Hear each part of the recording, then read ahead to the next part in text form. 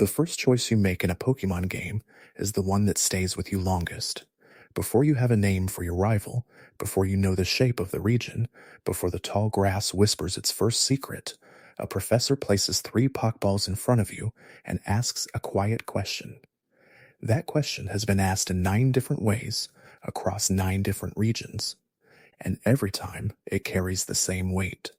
And before you drift any further, please consider subscribing to join the Cozy Club for more journey like this, and let me know where in the world you are currently watching from tonight. There are now more than 24 Pokemon that have worn the title of Starter, each one carrying its own design history, its own lore, its own small corner of the canon. These are their stories, told slowly, told gently, the way they deserve to be told. The concept of a starter Pokemon is one of the most quietly elegant ideas in the history of video games. 3 creatures balanced against each other, each offering a different kind of promise. Grass types suggest patience and growth. Fire types suggest energy and transformation. Water types suggest adaptability and depth. The triangle has never changed, but the creatures within it have shifted and expanded in ways that reveal how Game Freak's understanding of design has grown with each passing generation. Tonight we will move through all of them, from the very first to the most recent, pausing at each one long enough to understand what makes it remarkable and why it earned its place at the beginning of someone's journey. It is worth noting, before we begin, that the word starter carries more emotional weight than most players consciously realize. These are the Pokemon that sit in the first slot of a brand new save file. They are the companions present for the first battle, the first gym, the first time the music swells during a legendary encounter. Whatever the starter's competitive viability or Pokédex number, it is the creature most intimately associated with the experience of playing a specific game. The ones we remember most clearly are almost always the ones we chose first, and the ones we chose first were chosen long before we understood anything about type matchups or base stats. We chose them because something about them felt right. There are places in every journey where a single Pokemon becomes more than just a battle partner, where the bond between trainer and creature takes on a weight that the game itself seems to acknowledge. The starter Pokemon occupy that space more reliably than any other category in the series. They are designed to be chosen, to be kept, to be carried through the story from beginning to end. And understanding them, really understanding them, requires looking at where they came from, what they are based on, and what the people who created them were trying to say. So tonight we begin at the beginning, with a Pokemon that has been waiting at the top of the list since the very first game shipped to Japanese stores in the winter of 1996. Bulbasaur entered the world carrying a number that no other Pokemon has ever held. In the original Pokédex, this grass and poison-type frog-like creature was assigned the number 1, a designation that was not accidental and was not arbitrary. Ken Sugimori and the team at Game Freak placed Bulbasaur first in the National Pokédex as a deliberate choice, honoring the creature that represented the beginning of the roster. There is something fitting about a grass type holding that position. Grass is the type most associated with origins, with seeds and soil and the slow, patient work of growing. Bulbasaur carries that association in the most literal way possible, with a seed nestled directly on its back, embedded in the skin, growing alongside the creature as it develops. The seed on Bulbasaur's back is one of the most discussed biological curiosities in the entire series. Pokédex entries across different games describe it as a symbiotic organism, something that grows in direct proportion to the creature carrying it. In Bulbasaur's earliest form, the seed sits small and dark, barely distinguishable from the rest of its mottled green and teal coloring. As the Pokemon grows into Ivysaur, the seed swells and begins to show signs of life. By the time full evolution into Venusaur is reached, the seed has become a magnificent flower, blooming in full color, releasing a honey-sweet fragrance that draws other Pokemon and calms aggression in both humans and creatures alike. The entire evolutionary line is a story of a single organism's growth, told through the changing form of a plant growing on its back. What many players do not realize is that Bulbasaur is technically the only starter in Generation 1 that does not belong to a type combination found easily elsewhere. Charmander is a pure fire type, Squirtle is a pure water type, but Bulbasaur is grass and poison simultaneously, a dual typing present from its very first form. This combination gives the line a character that is more complex than its companions, both in design and in mechanical terms. The poison typing has no direct visual representation on Bulbasaur's body, but it speaks to something about the creature's nature. Grass and poison are both types associated with the natural world at its most uncompromising, with growth that cannot be entirely controlled, and with environments that are beautiful but not entirely safe. Bulbasaur's design draws directly from the natural world in a way that feels honest rather than fantastical. The speckled pattern on its skin, the heavy rounded body, the wide set eyes. All of these details echo the appearance of real amphibians. There is a quality of genuine biological thought in the design that distinguishes it from some of the more stylized creatures that followed. The team behind Bulbasaur was thinking about what a real creature with a plant growing on its back might actually look like, and the answer they arrived at was both strange and deeply believable. It is the kind of design that invites a child to look at it and imagine encountering it in a forest or meadow, which is exactly the response the series was hoping to create. Within the world of the anime, Bulbasaur demonstrated a consistency of character that very few starter Pokémon ever matched. Ash's Bulbasaur became one of the longest-running companions in the original series, refusing to evolve at several points in the story, a choice that the show treated not as a deficiency, but as an expression of will and identity. There is a famous episode in which Ash attempts to convince Bulbasaur to evolve, and the creature refuses, making clear through its posture and expression that it is content in its current form. This narrative choice reinforced something important about what Pokemon was trying to say. Growth is not always linear. Choosing to remain is sometimes its own kind of strength. The statistics accumulated by Ash's Bulbasaur across the original anime run were remarkable, placing it among the most effective battlers in the entire cast when measured by win rate. The creature that many casual players dismissed as the least popular of the three Kanto starters consistently outperformed expectations in both the games and the show. Its moveset, which included techniques like Razor Leaf, Vine Whip, and the powerful Sleep Powder, made it a versatile and strategic partner. And its Venusaur final form, often overlooked in favor of Charizard's more dramatic appearance, possesses base stats that make it genuinely formidable when used thoughtfully. There is a quiet lesson in Bulbasaur's story about the value of underestimated things. The cultural phenomenon surrounding Bulbasaur's perceived unpopularity has become almost as well documented as the Pokémon itself. Surveys conducted across multiple countries and eras have consistently placed Bulbasaur last among the three original starters in terms of player preference. This data point has been cited so frequently that it has taken on a kind of mythological quality. As if choosing Bulbasaur requires a particular kind of intentionality, a deliberate decision to move against the current. Players who chose Bulbasaur in Generation 1 often speak about that choice with a specific kind of quiet pride that Charmander and Squirtle players rarely express. There is something in the nature of choosing the overlooked option that creates a different relationship with the creature chosen. As we drift a little deeper into the first generation of starters, the next creature waiting in that original professor's laboratory carries a reputation so large that it sometimes obscures the actual Pokémon beneath it. Charmander is a small orange lizard with a flame burning at the tip of its tail, and it has spent 30 years at or near the top of almost every Pokémon popularity ranking ever conducted. The reasons for this are multiple and layered, but they begin with the simple visual clarity of the design. A fire-breathing lizard is one of the oldest and most universally resonant creature concepts in human cultural history, and Charmander distills that archetype into something small enough to hold in your arms, something that looks like it needs protection, even as it carries a power inside it that could burn the world. The flame on Charmander's tail is the most famous biological detail in the entire Pokemon franchise. Pokédex entries describe it in terms that are striking in their directness. If the flame goes out, the creature dies. This is stated matter-of-factly across multiple game entries without softening or qualification.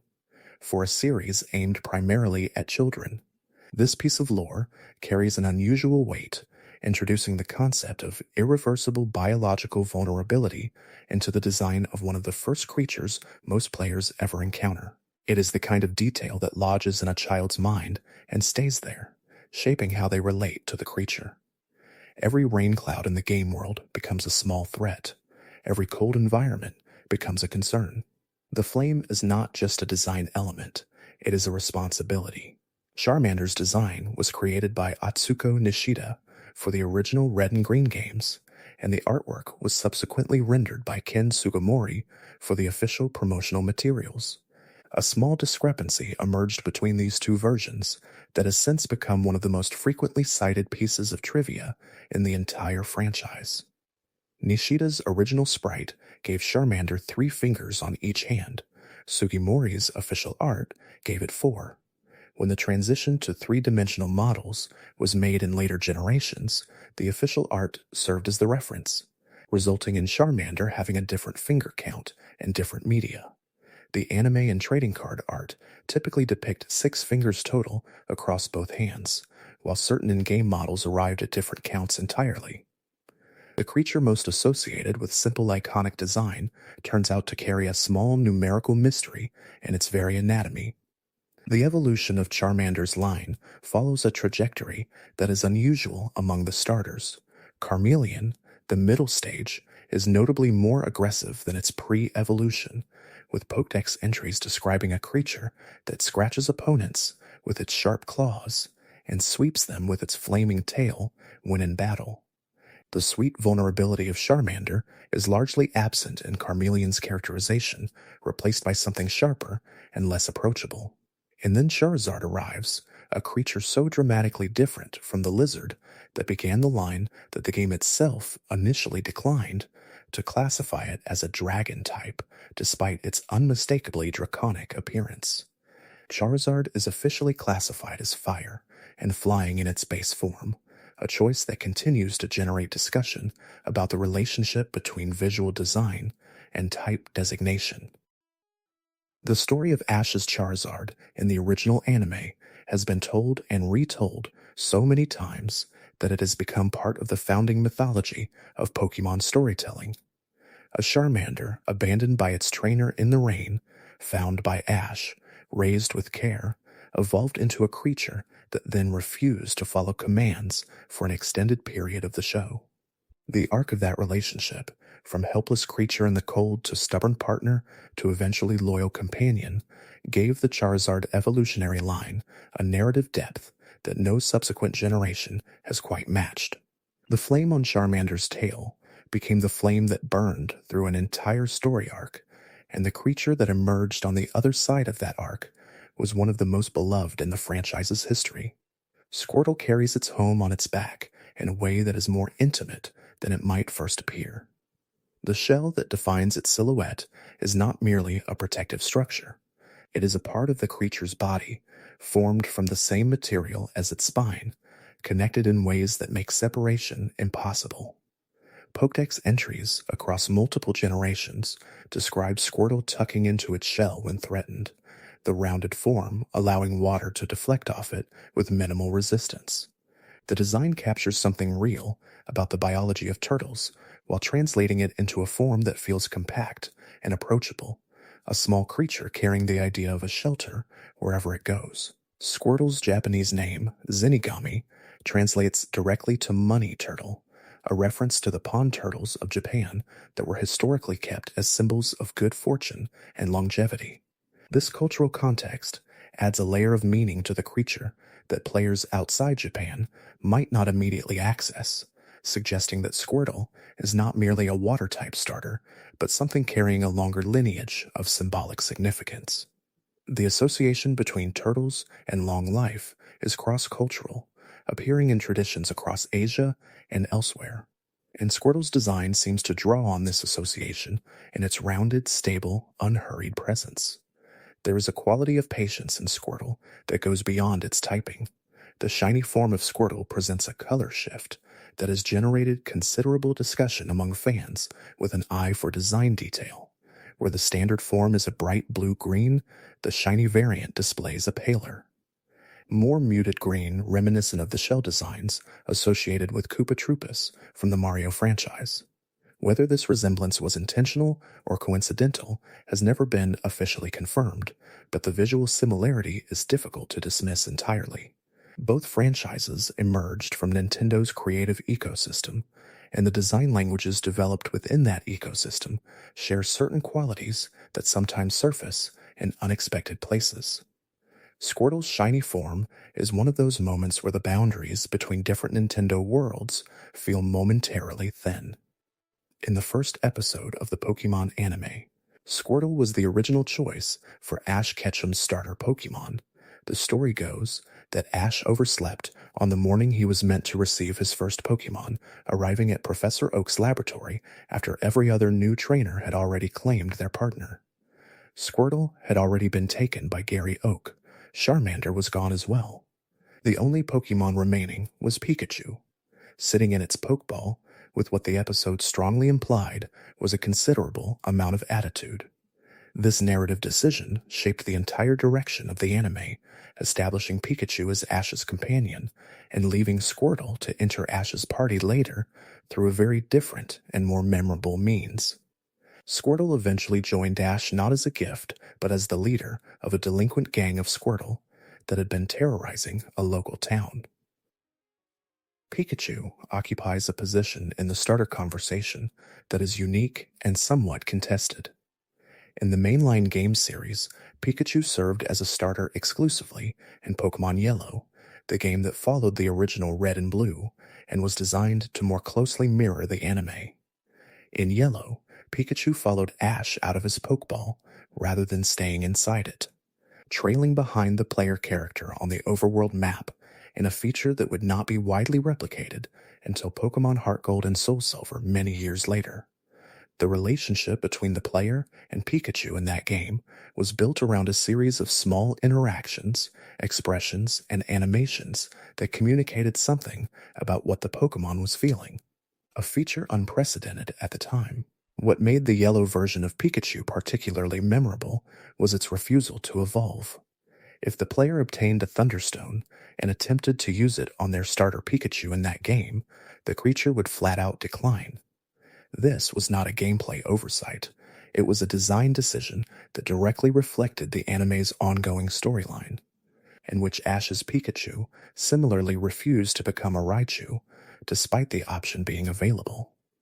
The expression the Pikachu gave when presented with the Thunderstone became one of the most discussed emotional moments in the early history of the franchise. A small creature asserting something about its own identity in a medium where players were accustomed to having complete control over their companion's development. There is also a hidden interaction in Pokemon Yellow that many players discovered by accident and that has been discussed fondly ever since. If Pikachu learned the move Thunderbolt, and the player then entered a dark cave, Pikachu would occasionally use the electric attack to briefly illuminate the surroundings, creating a small pocket of light in an otherwise completely dark environment. The interaction was not announced. It was not explained. It simply existed as a reward for players who carried their starter's friendship seriously enough to teach it particular moves and brought it into specific situations. It is exactly the kind of thoughtful hidden detail that characterized the early era of Pokemon game design. Eevee arrived as a starter in Pokemon Let's Go Eevee in 2018, but the creature's relationship with the concept of choice and possibility predates that appearance by decades. Eevee is defined by its evolutionary potential. The fact that it can transform into 8 distinct final forms depending on what conditions are applied. Flareon through the use of a Firestone, Vaporeon through a Water Stone, Jolteon through a Thunderstone, Espeon through high friendship during the day, Umbreon through high friendship at night, Leafeon by leveling up near a moss rock or using a Leaf Stone in later generations. Glaceon by leveling up near an ice rock or using an ice stone, Sylveon through friendship and knowing a fairy-type move. Each evolution represents a different direction the same starting creature could take. This multiplicity of possible forms makes Eevee a creature that embodies a concept central to Pokemon as a series, the idea that potential is inherent and that the direction of development is shaped by circumstances, relationships, and environments. A Pokemon that can become a fire type, or a water type, or a psychic type, depending on how it is raised and where it lives, says something interesting about the relationship between nature and nurture within the game's philosophy. Eevee is not incomplete, it is open. The difference between those two states is something that the series has consistently treated as a source of wonder rather than ambiguity. The Let's Go games provided Eevee with a set of unique moves unavailable to any other Pokemon in the game, techniques tied to elemental forces that reflected each of the evolutions. These exclusive moves gave the partner Eevee a power profile that made it genuinely formidable in battle, while also tying it more closely to the evolutionary directions it could theoretically take. In that game, however, the starter Eevee cannot evolve at all. It remains in its base form regardless of what items or conditions are applied, retaining its partnership status in a way that prioritizes companionship over development. Versions of Eevee that are caught in the wild in the same game can still evolve normally, creating a curious division between the starter's experience and that of its encountered counterparts. The second generation of Pokemon brought players to the Johto region, a place of tradition and history, and the three starters chosen to represent that region reflected something of its character. Chikorita was a small pale green creature with a leaf growing from its head. Inspired by the sword dinosaurs of the fossil record and the soft, unassuming plants of temperate environments, its appearance was gentle, almost deliberately understated by comparison to the creatures that surrounded it in the Johto roster. The leaf on its head emitted a sweet fragrance that Pokédex entries described as capable of soothing both Pokemon and humans. And its final evolution, Meganium, continued that tradition in even more dramatic form. Meganium is one of the purest expressions of a pacifist design philosophy in the entire Pokemon franchise. Its Pokédex entries describe a creature whose breath can revive withered plants and bring calming effects to any Pokemon in its vicinity. The flower around its neck releases a fragrance that has been described as capable of ending hostility in any creature that encounters it. For a game built around the concept of competitive battle, a starter whose central ability is the de-escalation of conflict represents a remarkable creative choice. Meganium is not a creature designed to win fights. It is designed to make fights unnecessary. There is something quietly profound in that design intention when examined carefully. The challenge that Chikorita's line faces in its home region has been widely discussed. The first two gyms in Johto are led by Faulkner, a flying-type specialist, and Bugsy, an insect-type trainer. Neither of these presents significant difficulty for the starter grass type. But the third gym, led by Whitney and her famously difficult Miltank, presents serious problems.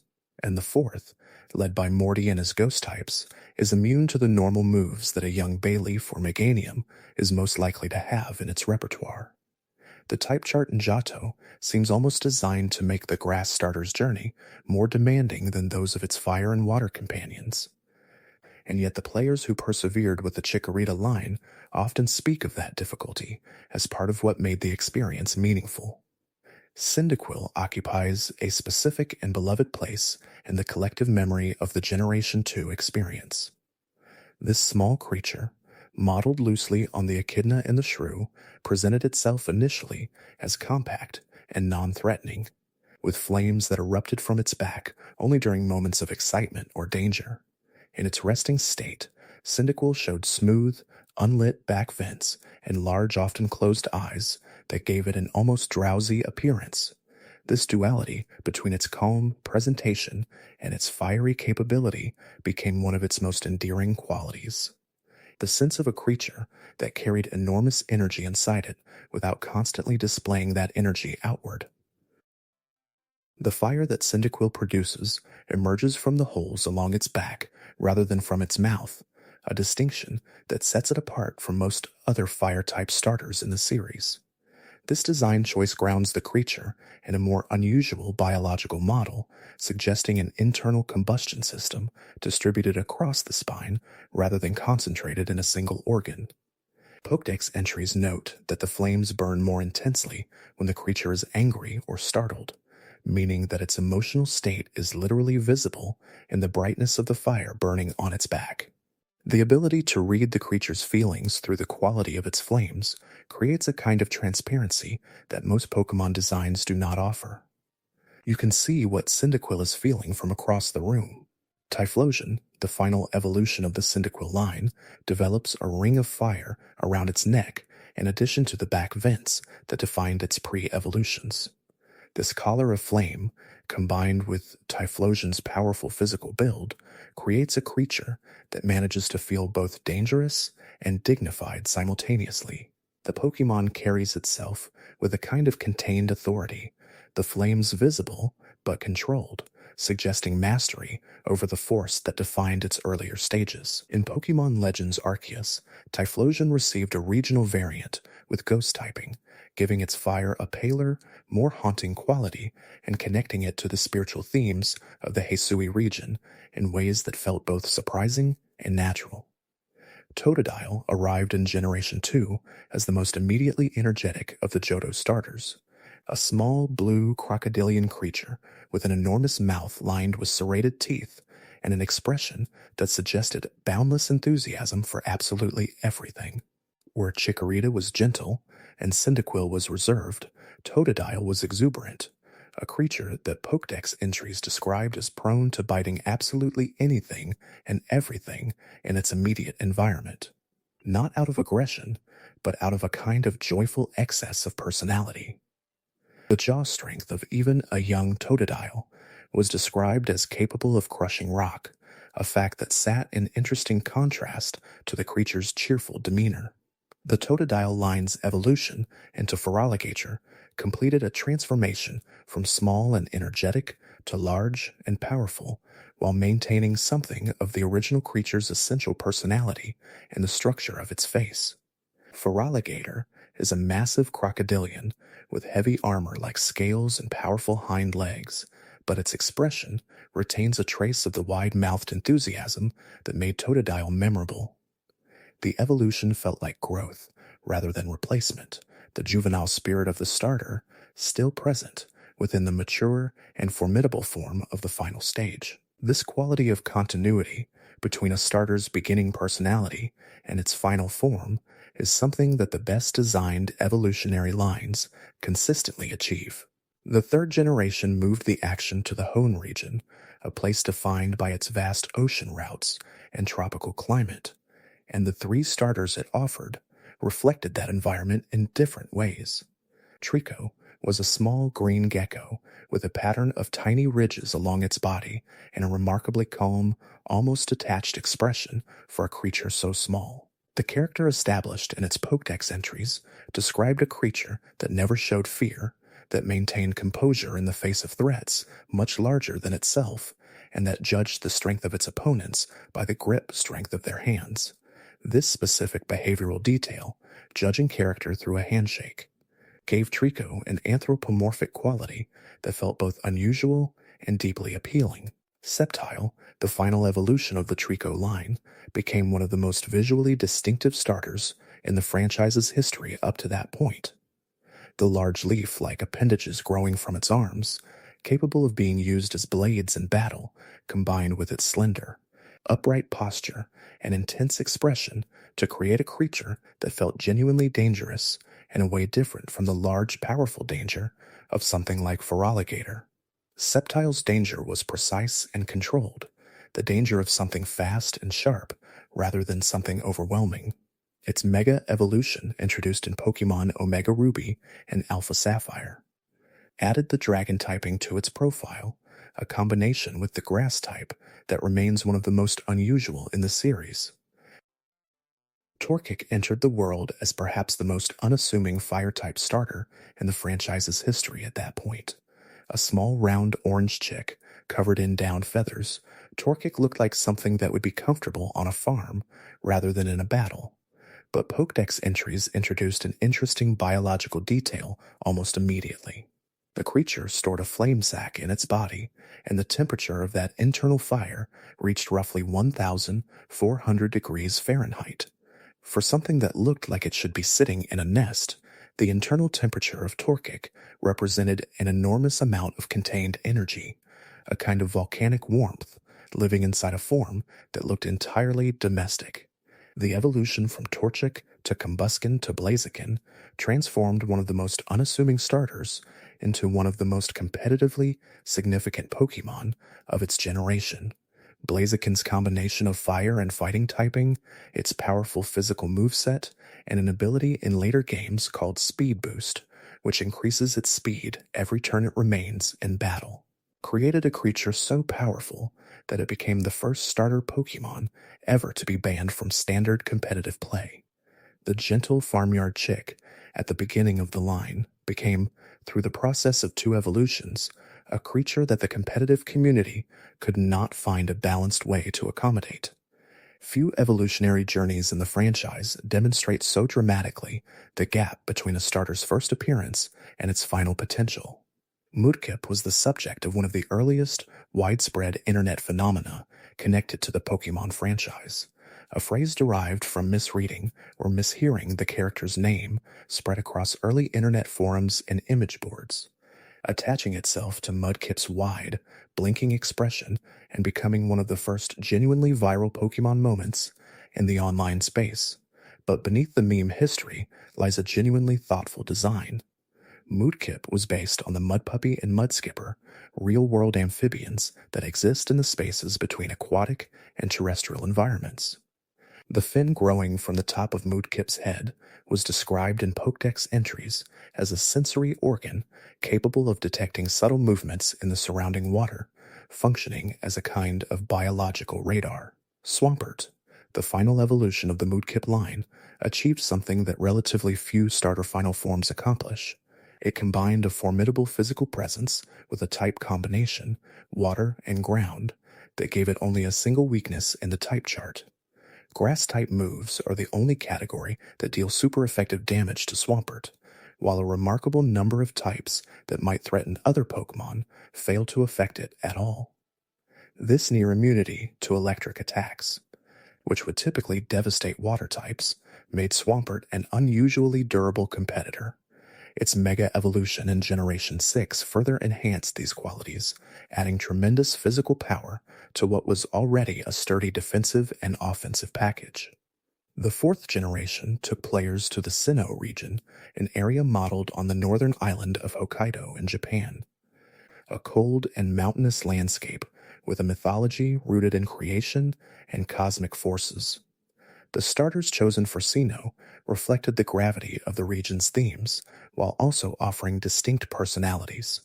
Turtwig was a small grass-type turtle, with a twig and leaf arrangement growing from its head, and its design drew explicitly on the real-world wood turtle and similar slow-moving reptiles that carry associations with stability, patience, and the long view of time. The creature's expression was steady and reliable, and its Pokédex entries described behavior consistent with a creature that valued routine and security above all other things. Torterra, the final form of the Turtwig line, represented one of the most ambitious design concepts in the history of starter evolution. The creature's shell developed into a landscape, complete with a miniature tree growing from its surface, rock formations, and terrain features that suggested not just an animal's back, but an entire ecosystem. Pokédex entries described small Pokemon taking up residence in the terrain on Torterra's shell, living out their lives on the back of a creature that was itself alive and mobile. The concept of a living island, a creature large enough and slow enough to support an entire secondary ecology, was familiar from mythology and folklore across many cultures. But Torterra represented a rare instance of that ancient idea being incorporated into a creature small enough for a child to put in a Pokeball. Chimchar was the fire-type starter of Sinnoh, a small chimpanzee whose tail terminated in a flame fed by gas produced in its belly. The creature's biological relationship to fire was described in terms that emphasized internal chemistry, with Pokédex entries noting that the flame would persist even in rainstorms because the gas that fueled it came from within the body rather than from an external oxygen source. The design drew on real primate behavior and posture, with Chimchar's round face and large eyes giving it an expression of curiosity and slight anxiety that felt genuinely simian. The creature communicated through its face in a way that invited anthropomorphic reading without entirely crossing into it. Infernape, the final form of Chimchar's line, combined the fire typing of its origins with the fighting type that several other starter final forms have been given across different generations. The combination suited the creature's physical fighting style and drew visual inspiration from the depictions of Sun Wukong, the Monkey King of Chinese mythology, whose supernatural abilities and fiery staff have been fundamental to East Asian narrative tradition for centuries. The golden coloring of Infernape's head and limbs, the athletic and aggressive posture, the fire burning in its crown, all of these design elements echoed the iconic visual language of that mythological figure without simply reproducing it. It was the kind of cultural reference done with enough transformation to feel like a tribute rather than a copy. Piplup was the water-type starter of Sinnoh, a small penguin-like creature with a rounded body and an expression that Pokédex entries described as reflecting enormous pride in its own abilities. The penguin as a design source for a water-type Pokémon was a natural choice, but the specific personality angle, a creature so confident in itself that it bristles at the suggestion it needs a trainer's help, gave Piplup a character distinct from other water starters. The pride was not aggressive or hostile. It was more like the self-possession of a creature that has never doubted its own worth, which in the context of the Pokemon world reads as both charming and occasionally inconvenient for the person trying to establish a training relationship with it. Empoleon, the final form of Piplup's line, achieved the rare distinction of possessing a type combination, water and steel, that had never previously existed on a starter Pokemon. The steel typing gave Empoleon's design a metalwork quality that connected directly to the naval imagery central to its inspiration, an emperor penguin rendered in cold metal with the angular patterns across its body suggesting the riveted panels of a ship's hull. The connection to penguins, used as ship mascots and navigational symbols in historical naval traditions, gave Empoleon's design a depth that its pre-evolutions, charming as they were, could not quite carry on their own. The final form explained something about the whole line that the beginning of the journey left as potential. The fifth generation brought the Unova region and a design philosophy that was in some ways more experimental than what had come before. The decision to require players to encounter only new Pokemon until the postgame was completed meant that the 3 starters for Unova needed to carry a particular weight. They could not rely on the presence of beloved familiar creatures to provide context or comfort. They needed to stand on their own in a roster that was entirely new. Snivy was the grass-type starter chosen for this task, a slender serpentine creature with small legs and an expression so imperious that it became immediately iconic. The upturned nose, the half-closed eyes, the general demeanor of a creature that considers most situations slightly beneath its dignity, these were qualities that lodged in players' memories immediately. Superior, the final evolution of Snivy's line, developed into a creature with no legs at all, the small limbs of the earlier stages disappearing entirely as the creature's body became longer and more sinuous. The royal imagery intensified across the line, with Superior's design drawing on depictions of European heraldic serpents and the visual language of aristocratic portraiture. The creature looked like something that should be wearing a crown. Its hidden ability, Contrary, which reversed the effects of stat changes so that moves that normally lowered stats would raise them instead, became one of the most exploited mechanics in competitive play when it was made available in later games. Superior could use the move Leaf Storm, which normally lowered special attacks sharply after use, as a special attack booster, creating a snowball effect that made the creature genuinely frightening in the right context. Tepig was the fire-type starter of Unova, a small round pig creature with a flame emerging from the tip of its curled tail. The pig as a design source brought with it associations of warmth, domesticity, and appetite, all qualities that fed into Tepig's Pokédex characterization as a creature that both eats heartily and produces fire from its nostrils. The design was rooted in everyday agricultural familiarity in a way that contrasted with some of the more mythologically charged fire starters that had preceded it. There was nothing of the dragon or the spirit in Tepig. It was a pig that was also on fire, and it wore that identity with complete comfort. Embor, the final form of Tepig's line, continued the tradition of giving fire-type starter final forms the fighting secondary type, a choice that by the 5th generation was already prompting discussion about whether the pattern had become too predictable. Embor was a large, heavily built creature with a fiery beard grown across its chest and face, and its design drew on the imagery of Chinese and Japanese martial arts traditions, connecting the line to a different tradition than the European dragon imagery associated with Charizard or the mythological monkey warrior associated with Infernape.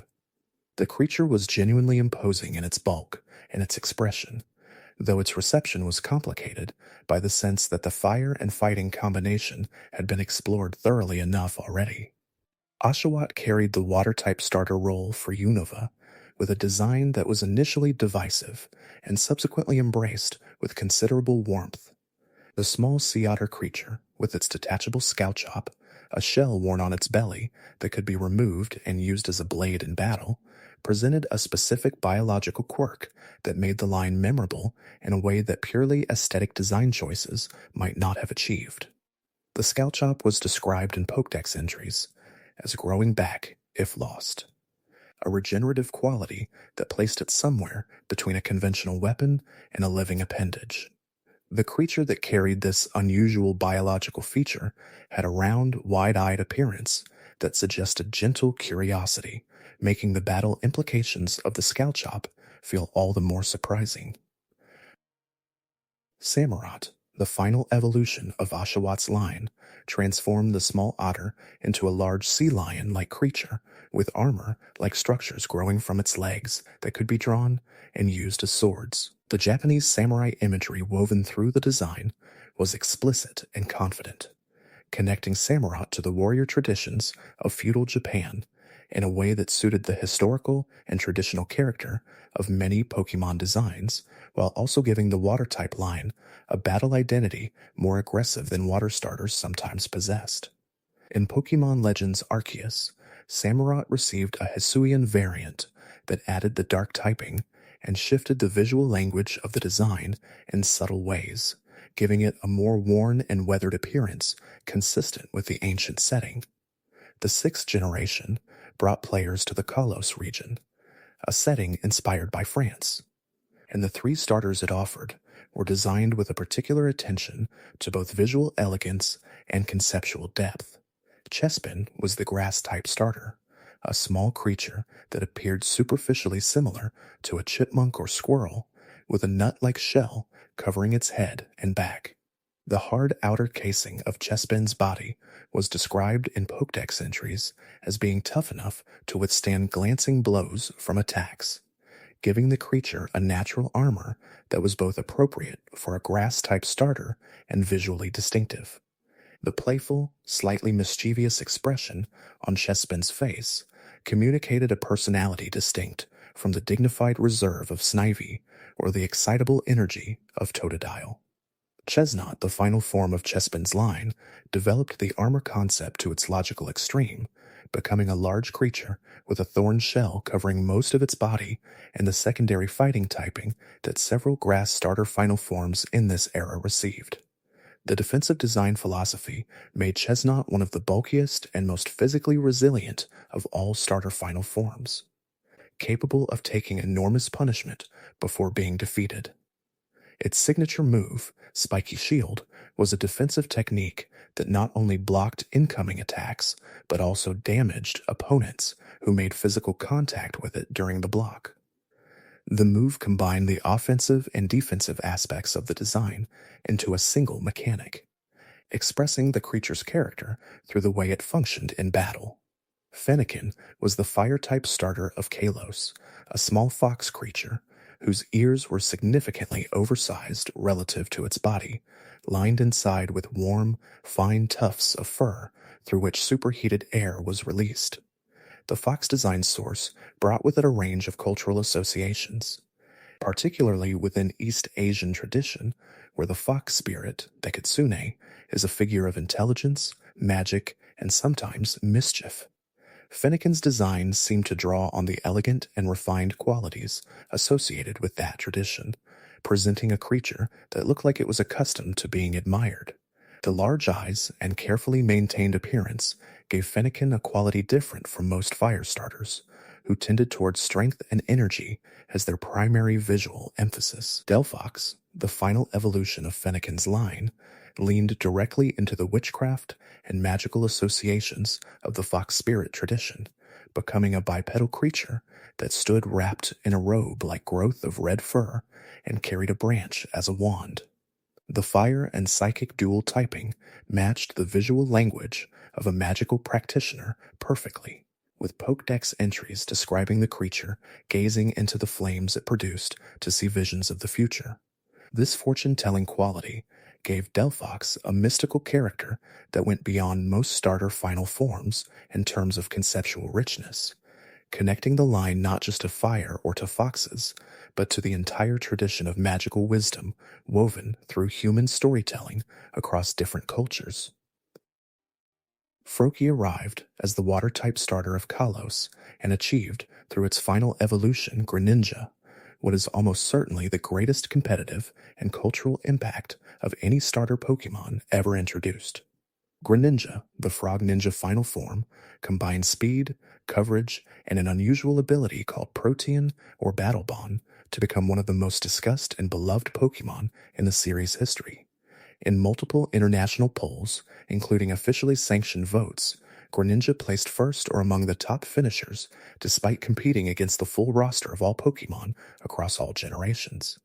The creature that began as a small blue frog with white foam bubbles clustered around its neck became the defining starter of its generation and one of the defining Pokémon of the modern era. Greninja's design drew on the long Japanese artistic tradition of the ninja, combining it with the biological qualities of the poison dart frog to create a creature that felt both culturally grounded and genuinely original.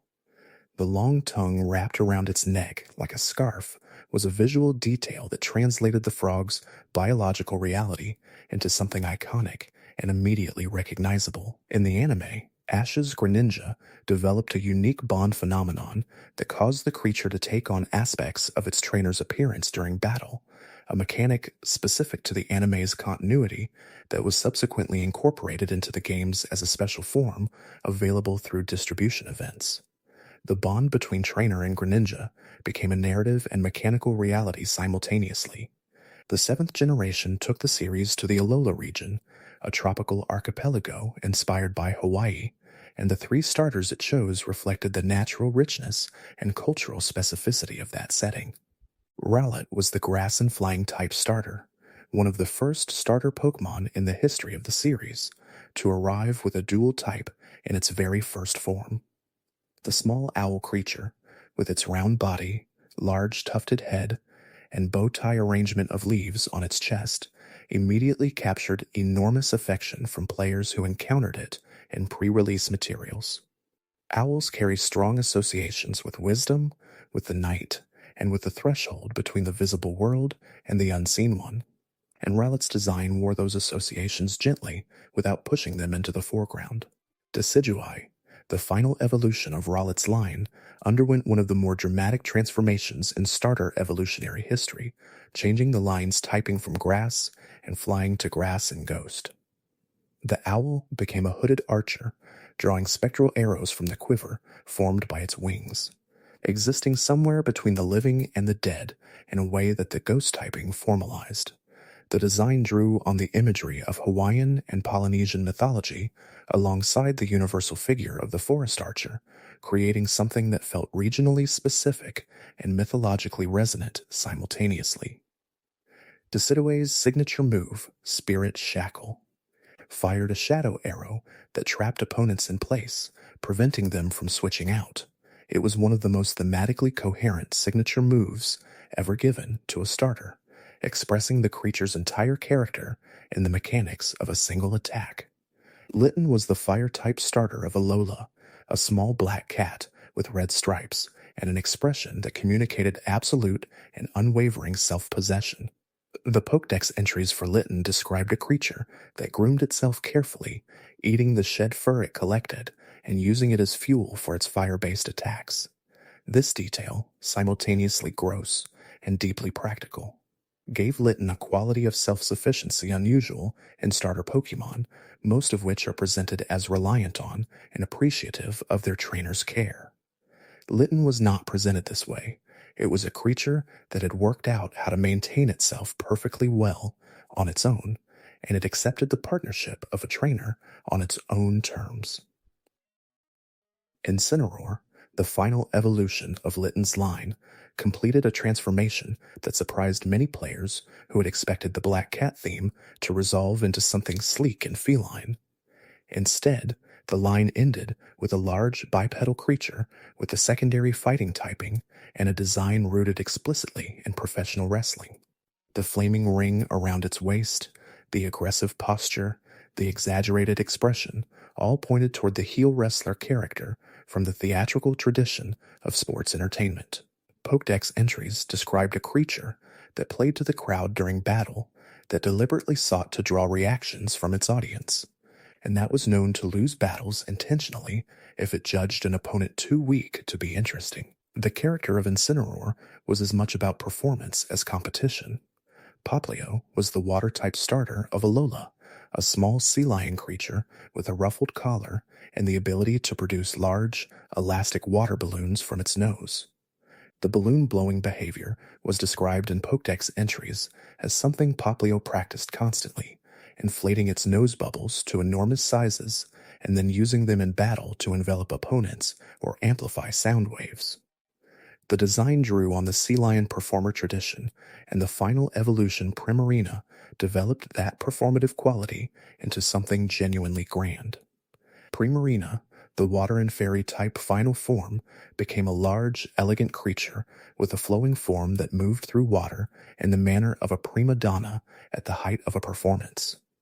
Its signature move, Sparkling Aria, healed burn status conditions on anything it hit, a mechanically unusual effect that expressed the healing power of beautiful sound. The 8th generation brought players to Galar, a region inspired by Great Britain, and introduced a set of starters that reflected different aspects of creative tradition. Grookey was the grass-type starter, a small chimpanzee-like creature with a stick tucked behind its ear and an expression of complete enthusiasm. The stick was the most important design element, not merely a visual prop, but a functional part of Grookey's identity.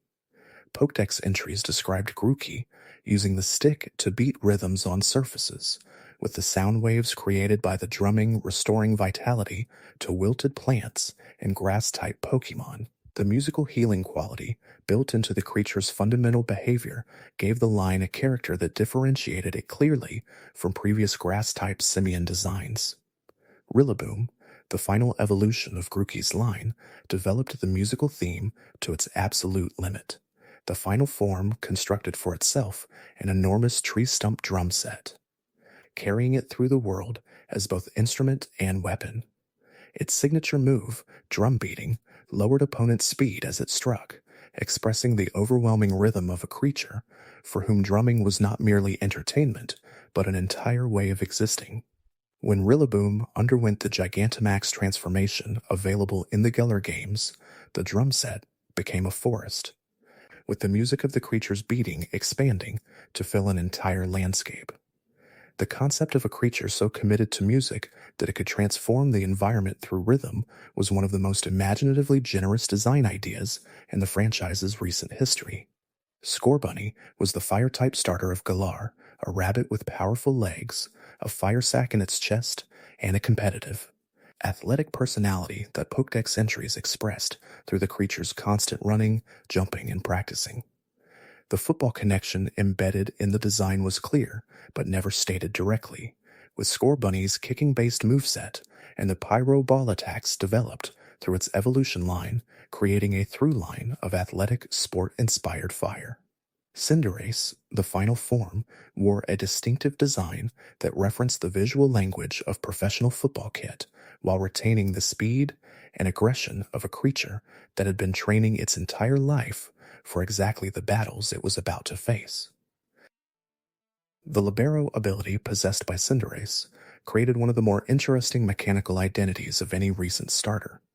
The ability, which changed Cinderace's type to match the type of the move it was about to use, gave the creature an unprecedented flexibility and coverage. A fire-type Pokémon that could momentarily become any type depending on what it was about to do represented a complete redefinition of what typing meant for a single creature, and it made Cinderace a formidable opponent in competitive contexts that rewarded versatility.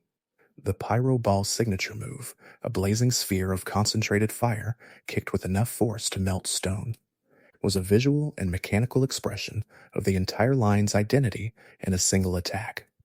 Sobble was the water-type starter of Galar, and it arrived with a personality unlike any previous starter Pokémon.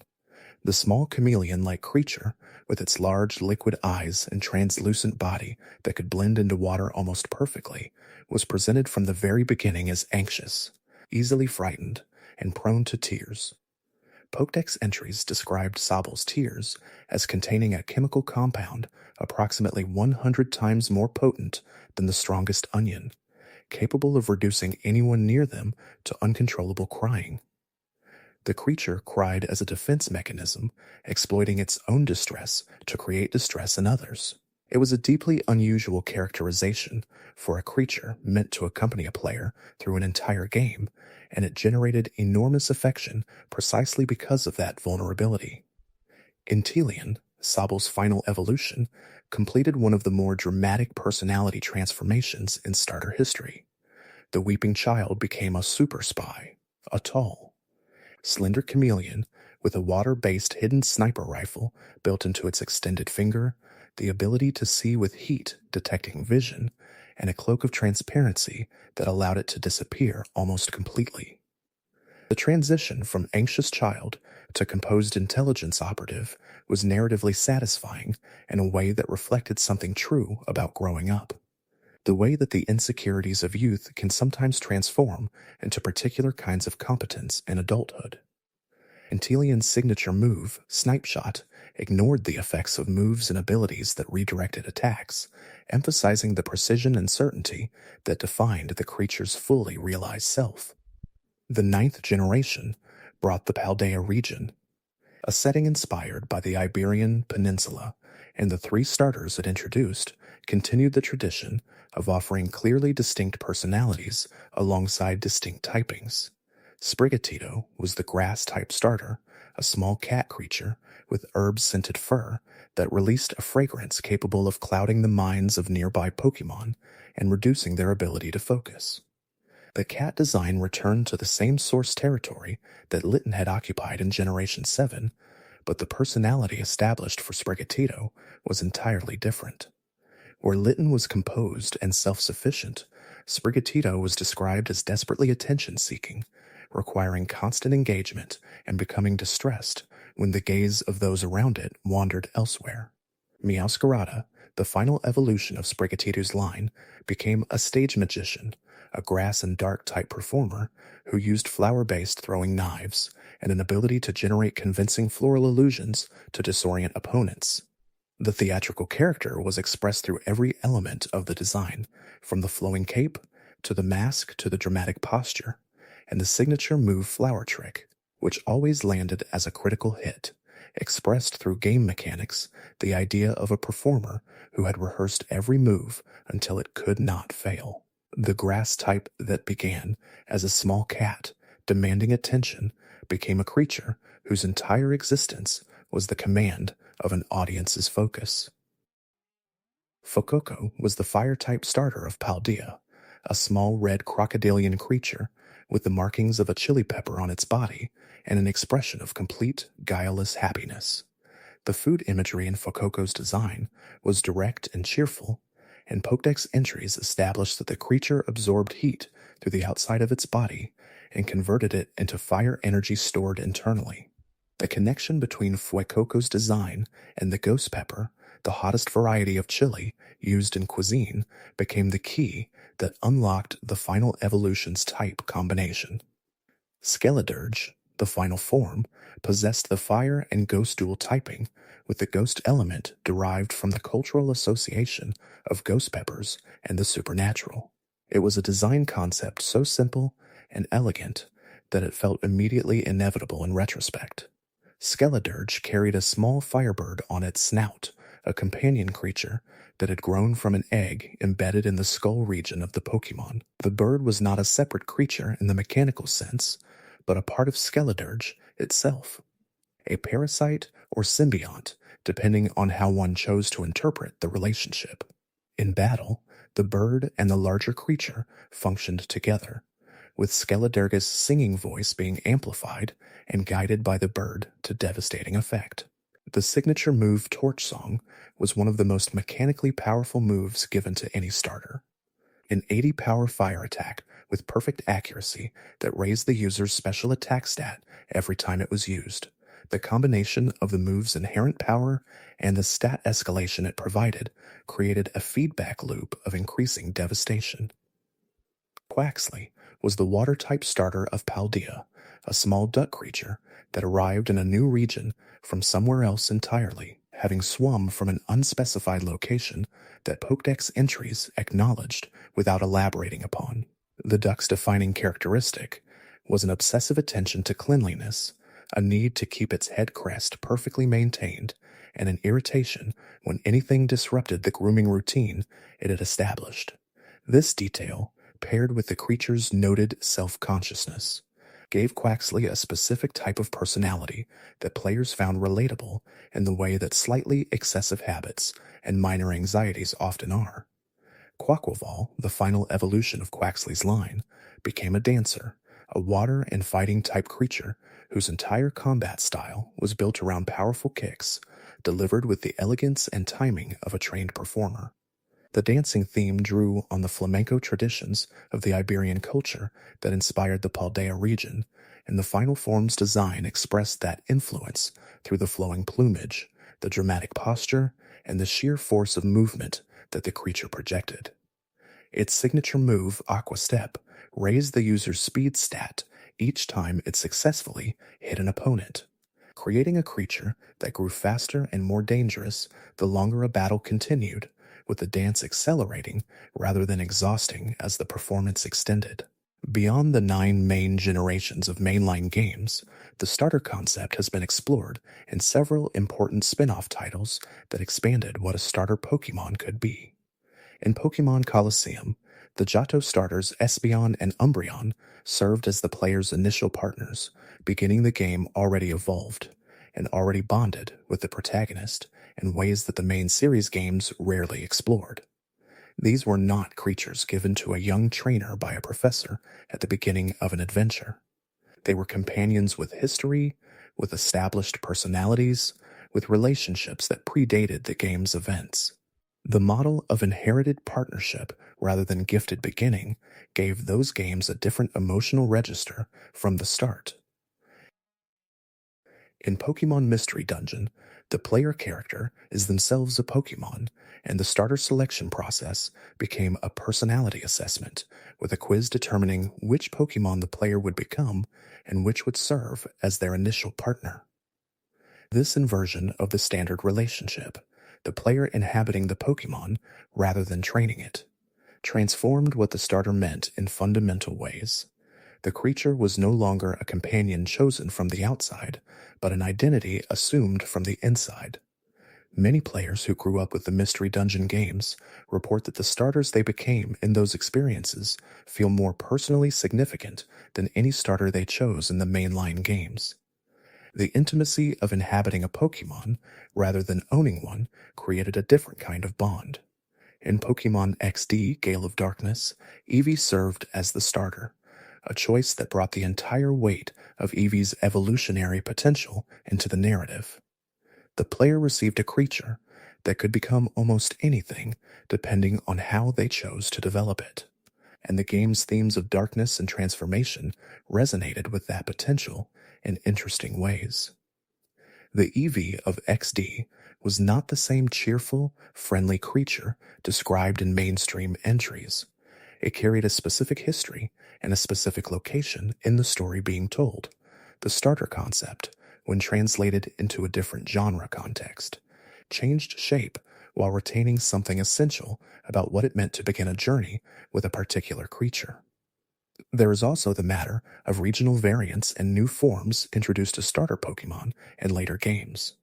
The Alolan, Hisuian, and other regionally specific forms given to creatures from earlier generations have occasionally touched the starter lines in ways that expanded their stories. Typhlosion's Hisuian form, already mentioned, represents the most dramatically different alternate form given to a starter Pokemon. The shift from the orange and cream coloring of the original form to the ghostly blue-white of the Hisuian variant, the change in secondary typing from pure fire to fire and ghost, reflected the different spiritual and historical context of the ancient Hisui region.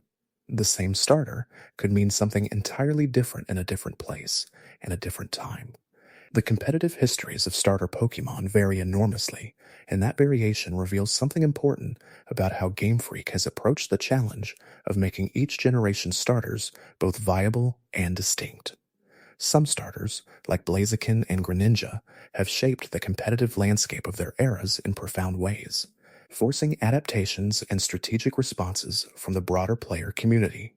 Others, like Meganium and Serperior's pre-contrary form, have existed largely at the margins of competitive play, accessible and enjoyable in casual contexts, but rarely seen in serious tournaments. The distribution of competitive viability across the full roster of starters is not random.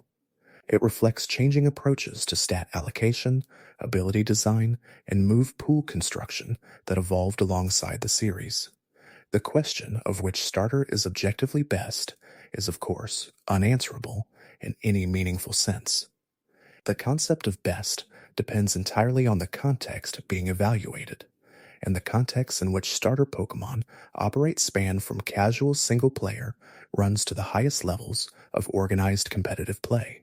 A starter that dominates tournaments may be frustrating to encounter repeatedly, but thrilling to master.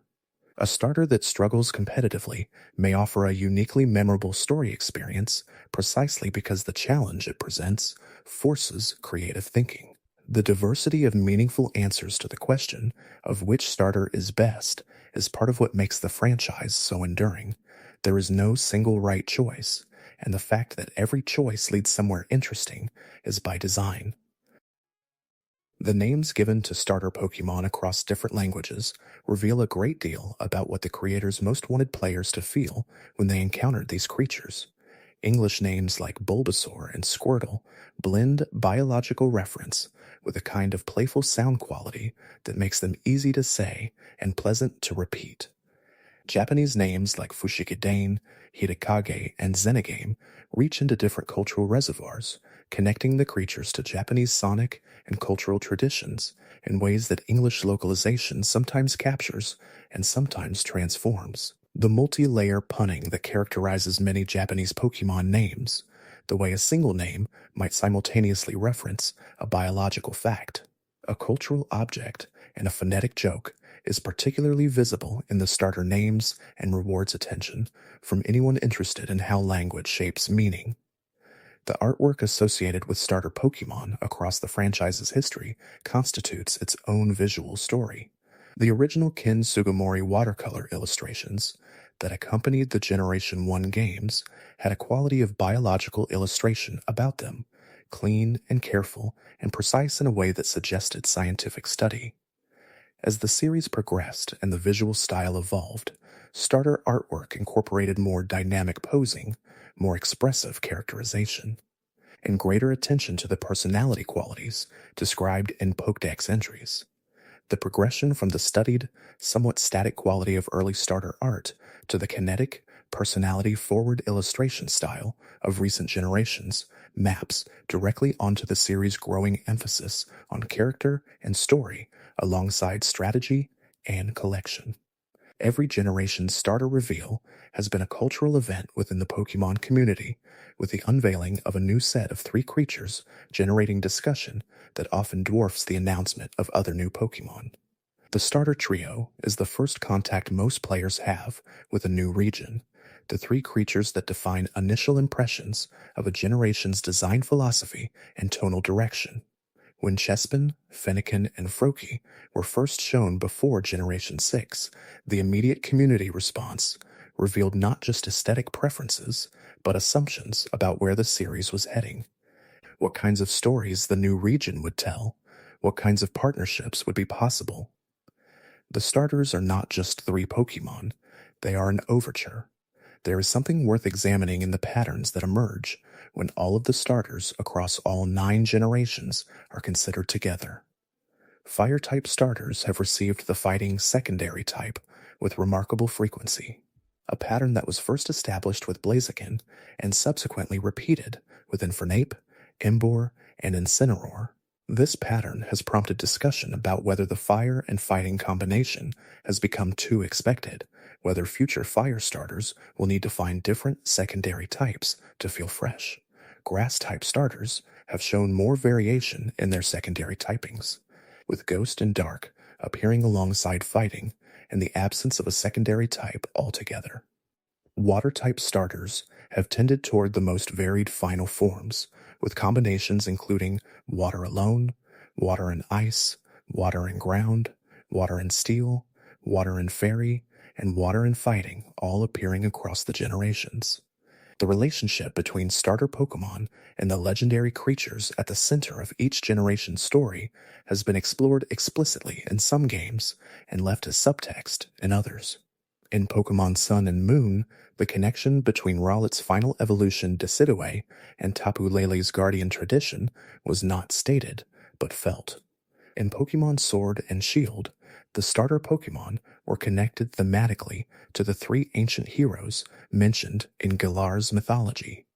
These connections, whether foregrounded in story or left as design echoes, suggest that the starters are chosen not merely for their visual appeal or battle utility, but as representatives of the specific cultural and mythological traditions being explored in each new region. The decision each player makes when choosing their starter carries weight beyond the immediate gameplay consequences. It is often the first decision made with genuine uncertainty in the context of a Pokemon game, the first moment where the rules are not yet clear and the correct answer does not yet exist. The Professor's Table, with its 3 Pokeballs, creates a small space of genuine open possibility before the structure of the game asserts itself, before the first route offers its first trainers and the first gym reveals its type specialization. For a few seconds, standing in front of those 3 containers, anything could happen. That feeling, brief and small as it is, has repeated itself at the beginning of every Pokemon generation, and it remains as compelling now as it was in 1996. What the starter Pokemon reveal, when examined across their full history, is a picture of a creative team that has been genuinely committed to the idea that beginnings matter.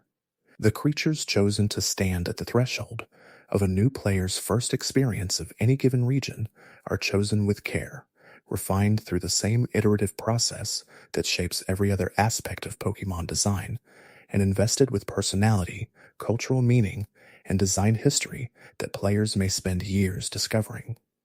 A child who picks Fuecoco because it looks like a happy red lizard, and a competitive player who picks Skeledirge for its signature move's mechanical properties are both responding to the same creative object. The richness of that object is what allows both responses to be genuine. There are 32 starter Pokemon across the 9 mainline generations when counting the special cases of Pikachu and Eevee from Yellow and Let's Go. Each one represents the beginning of someone's Pokemon story. Each one has sat in a Pokeball on a professor's table waiting to be chosen to begin a journey it could not have anticipated, to form a bond with a trainer whose name and face it would not know until the moment of meeting. The history of those 32 creatures is the history of Pokemon design told from its most intimate angle, the angle of the first choice, the beginning, the small round Pokeball containing something that has not yet been named or known. The full story of every starter Pokemon is also the story of every player who ever chose one.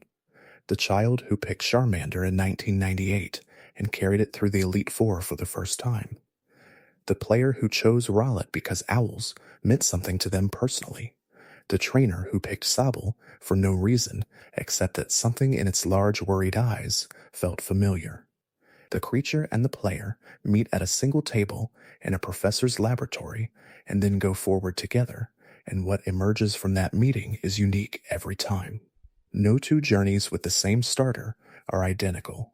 No two Charizards have burned exactly the same path through exactly the same set of battles. The starter is the constant at the beginning of infinite variables. The things we are told about the world often begin with a single choice. The narratives we inhabit, the identities we carry, the relationships we build, all of them tend to have a starting point, a moment before which things were undecided and after which a direction became clear. Pokemon understood something true about this when it placed a table with 3 Pokeballs at the beginning of every new journey. The choice is small, and the consequences are manageable, and nothing is truly lost regardless of which one is selected. But the act of choosing, of reaching out and picking one creature over the others, of committing to a specific beginning, matters in ways that extend beyond strategy or preference. It is a small model of what all choices feel like. And that is why, 30 years on, standing in front of the professor's table still feels like something. The design philosophy behind starter Pokemon is worth examining through a more detailed lens because it reveals something about how Game Freak has thought about the entry point into each new game. The starter is, in the most practical sense, a tutorial companion. It is the creature present for the first explanation of type matchups, the first experience of battle mechanics, the first moment of evolution. Every starter has been designed with some awareness that it will need to carry a player through an unfamiliar experience while also remaining interesting to experienced players who are returning to the franchise for a new generation. Balancing accessibility with depth is one of the most demanding creative challenges in game design, and starter Pokemon represent one of the most visible places where that balance is attempted. Bulbasaur's role as a tutorial companion in the original games was particularly well suited to its design. The grass and poison typing, with its dual resistances and the versatile moveset available to the line early in the game, provided new players with practical tools for managing the first several gyms without the line ever becoming so powerful that it made the experience trivial. Venusaur's final stats made it competitive, but not dominant in the late game, a calibration that allowed it to reward players who invested in it without making the game feel as if it were playing itself. The creature that seemed least exciting at the outset revealed over time a consistency and reliability that rewarded attention. Charmander's role in the tutorial experience was more complicated. The fire typing, which struggles against rock and water, 2 types prominent in the first 2 gyms of the Kanto games, meant that players who chose Charmander were immediately placed in situations where their starter was at a disadvantage. This was not an accident. It was a design decision that required players to think beyond their starter, to catch other Pokemon, to build a team. The difficulty of the early game for Charmander trainers was built into the design as a way of encouraging broader engagement with the game's core mechanics. The reward for persisting through those early challenges was Charizard, whose power in the mid and late game more than compensated for the difficulties of the opening hours. Squirtle offered the most balanced early game experience of the three original starters, with its water typing providing advantages against both Brock's rock types and Misty's water types in modified forms, while avoiding significant early disadvantages. This balance made Squirtle a particularly practical choice for players who wanted a smooth early experience while still offering a final form. Blastoise, competitive enough to remain useful throughout the entire game. The twin water cannons, that are Blastoise's defining visual feature, were rendered in the original sprites with a clarity that made the creature immediately iconic, and the hydraulic power they represented in battle matched the visual promise of the design. The choice to have each generation's starters begin at level 5 in the mainline games is a decision that seems minor but carries design implications. Level 5 is a carefully chosen starting point. It is high enough that the starter has already learned its first move and has some experience in its nature, but low enough that the journey from that point to the final form feels meaningful and earned. A starter that begins at level 10 would require less of the early grinding that creates familiarity. A starter that begins at level 1 might feel too fragile to engage with emotionally. Level 5 sits at a point where the creature is established, but not yet developed, carrying the potential of evolution within it, while still presenting the appearance of something small and young. The decision about which moves each starter begins with has also been made with care across the generations. The opening move, the one already in the starter's learn set at level 5, is in some sense the first word the creature says. Scratch and Tackle, the physical normal type moves that many starters begin with, were less about strategic value and more about establishing the creature's physical presence, its willingness to engage directly. In later generations, more thematically appropriate beginning moves were assigned, moves that spoke to the creature's type or personality. A grass starter beginning with Tackle versus a grass starter beginning with Wood Hammer tells a different story about the creature's character and the journey it is beginning. The evolution levels of the starter lines, first evolution at level 16 or so, second evolution in the 30s, represent another consistent design choice with implications for the experience of playing with them. The first evolution, coming relatively early, provides a meaningful early reward for players who have invested in their starter through the first gym or two. The second evolution, arriving roughly at the midpoint of most main game experiences, marks the moment when the starter becomes fully itself, when all of the potential suggested by the first two forms is realized. The timing of these transitions has been calibrated to align with narrative milestones in ways that are easy to miss when playing, but feel right without conscious analysis. The trading card game has given starter Pokémon a second existence that has shaped how many players relate to them. The first set of Pokémon cards included Venusaur, Charizard, and Blastoise as the highest value holofoil cards, a designation that established their cultural value as much as their in-game power. The Charizard card from the base set became one of the most valuable collectible cards in the history of trading card games, its market value fluctuating, but rarely falling below significant numbers.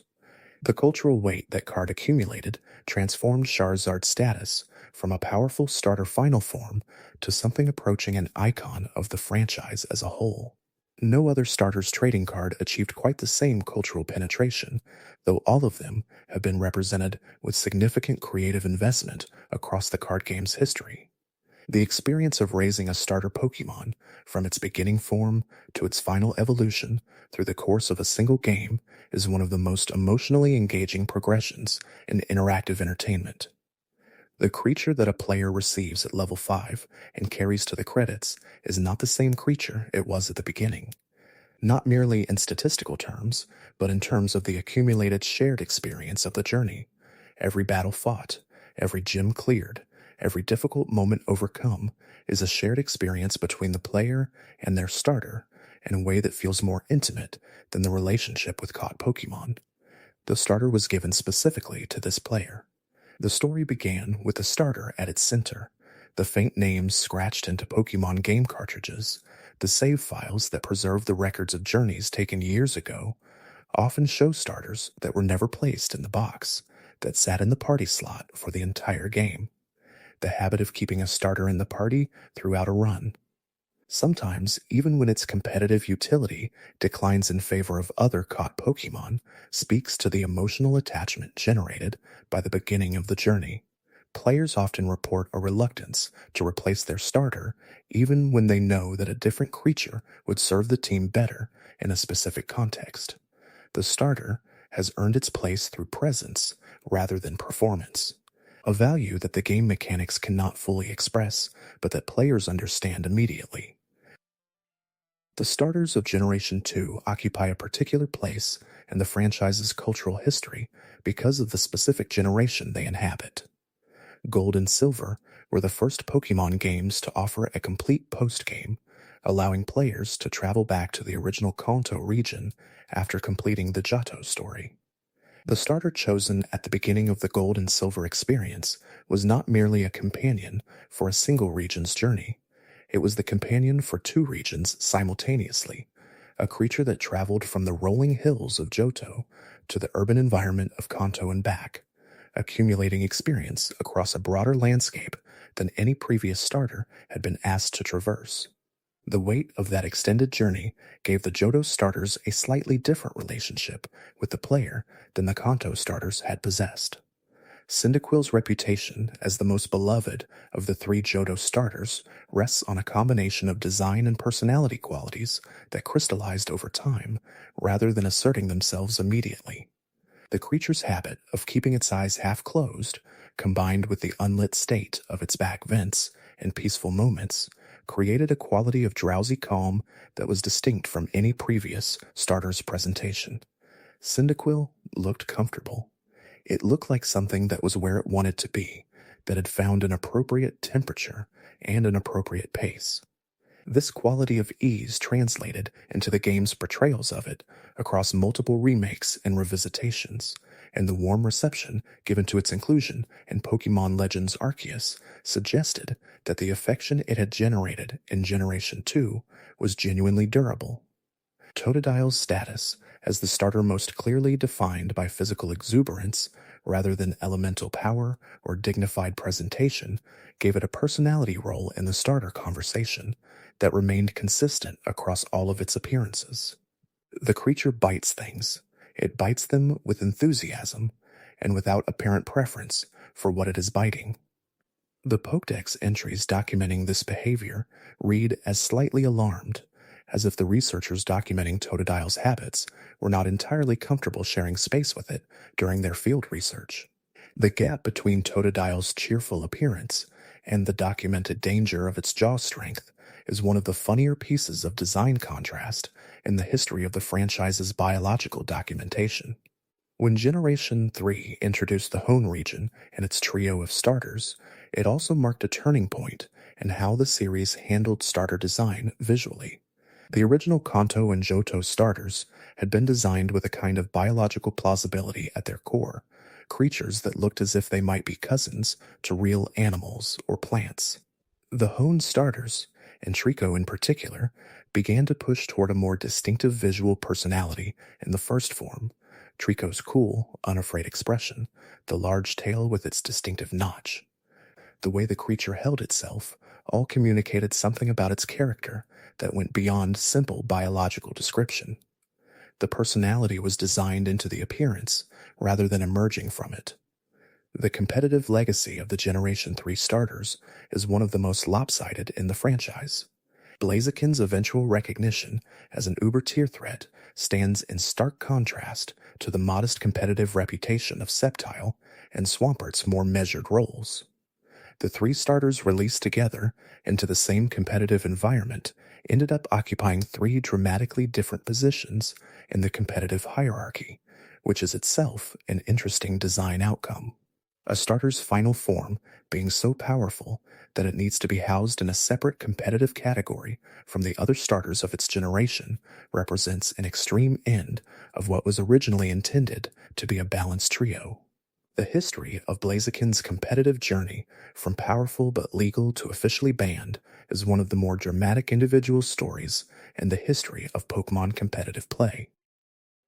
The Sinnoh starter's cultural afterlife has been shaped significantly by the Pokemon Diamond and Pearl games' remarkable endurance and community memory. The original releases were followed by Platinum, considered by many players to be among the most polished entries in the series, and then by the Heart Gold and Soul Silver remakes, which allowed players to use the Sinnoh starters in a new context. The remakes of Diamond and Pearl, Brilliant Diamond, and Shining Pearl eventually arrived in Generation 8, introducing the Sinnoh starters to another generation of players.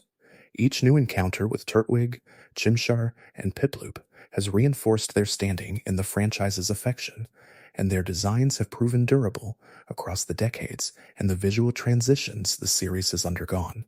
Turtwig holds a place in many players' hearts as one of the most satisfying starter choices available in the franchise. The grass-type turtle's progression through Grottle to Torterra represents one of the clearest conceptual arcs in starter evolution, with each form adding to the living landscape concept rather than simply growing larger or gaining a new type. The tree that grows on Torterra's shell is the culmination of a seed, a sprout, and then a sapling observed across the 3 stages, a natural progression that the design makes visible across the evolutionary line. The choice of Turtwig feels like the beginning of a patient story, and Torterra's arrival at the end of that story feels earned. Chimchar's competitive legacy was transformed by a single ability made accessible in Generation 5.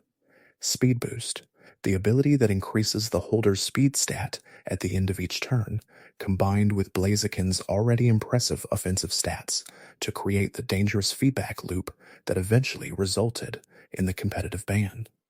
But Infernape, the Sinnoh fire starter, built its competitive reputation differently, through a combination of high speed, strong attacking stats on both the physical and special side, and an expansive move pool that gave it options against a wide variety of opponents.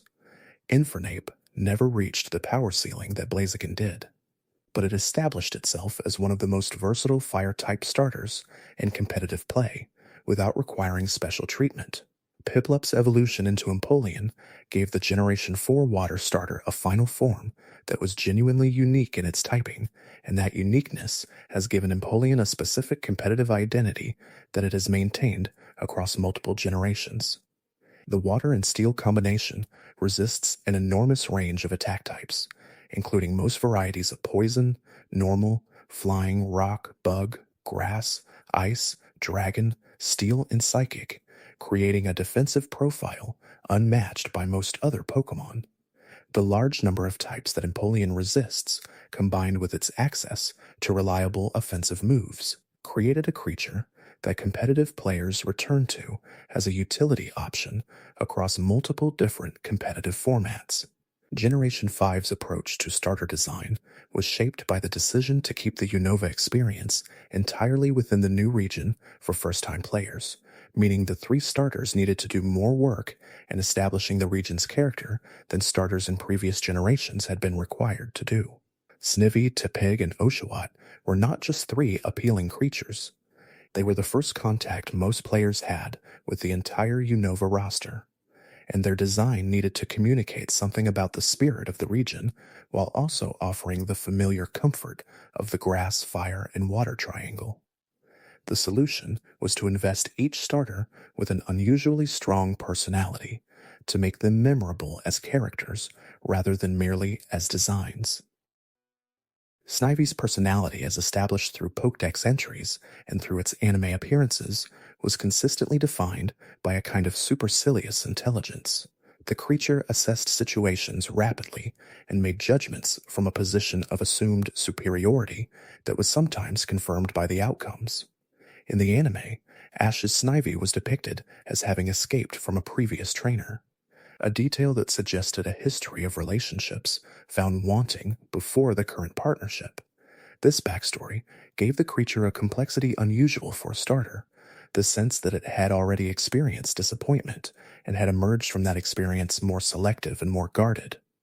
The grass type that looked down its nose at everything was, underneath that affect, a creature that had learned to protect itself. Tepig's role in Generation 5 was unusual because of the narrative weight given to its backstory in the anime adaptation.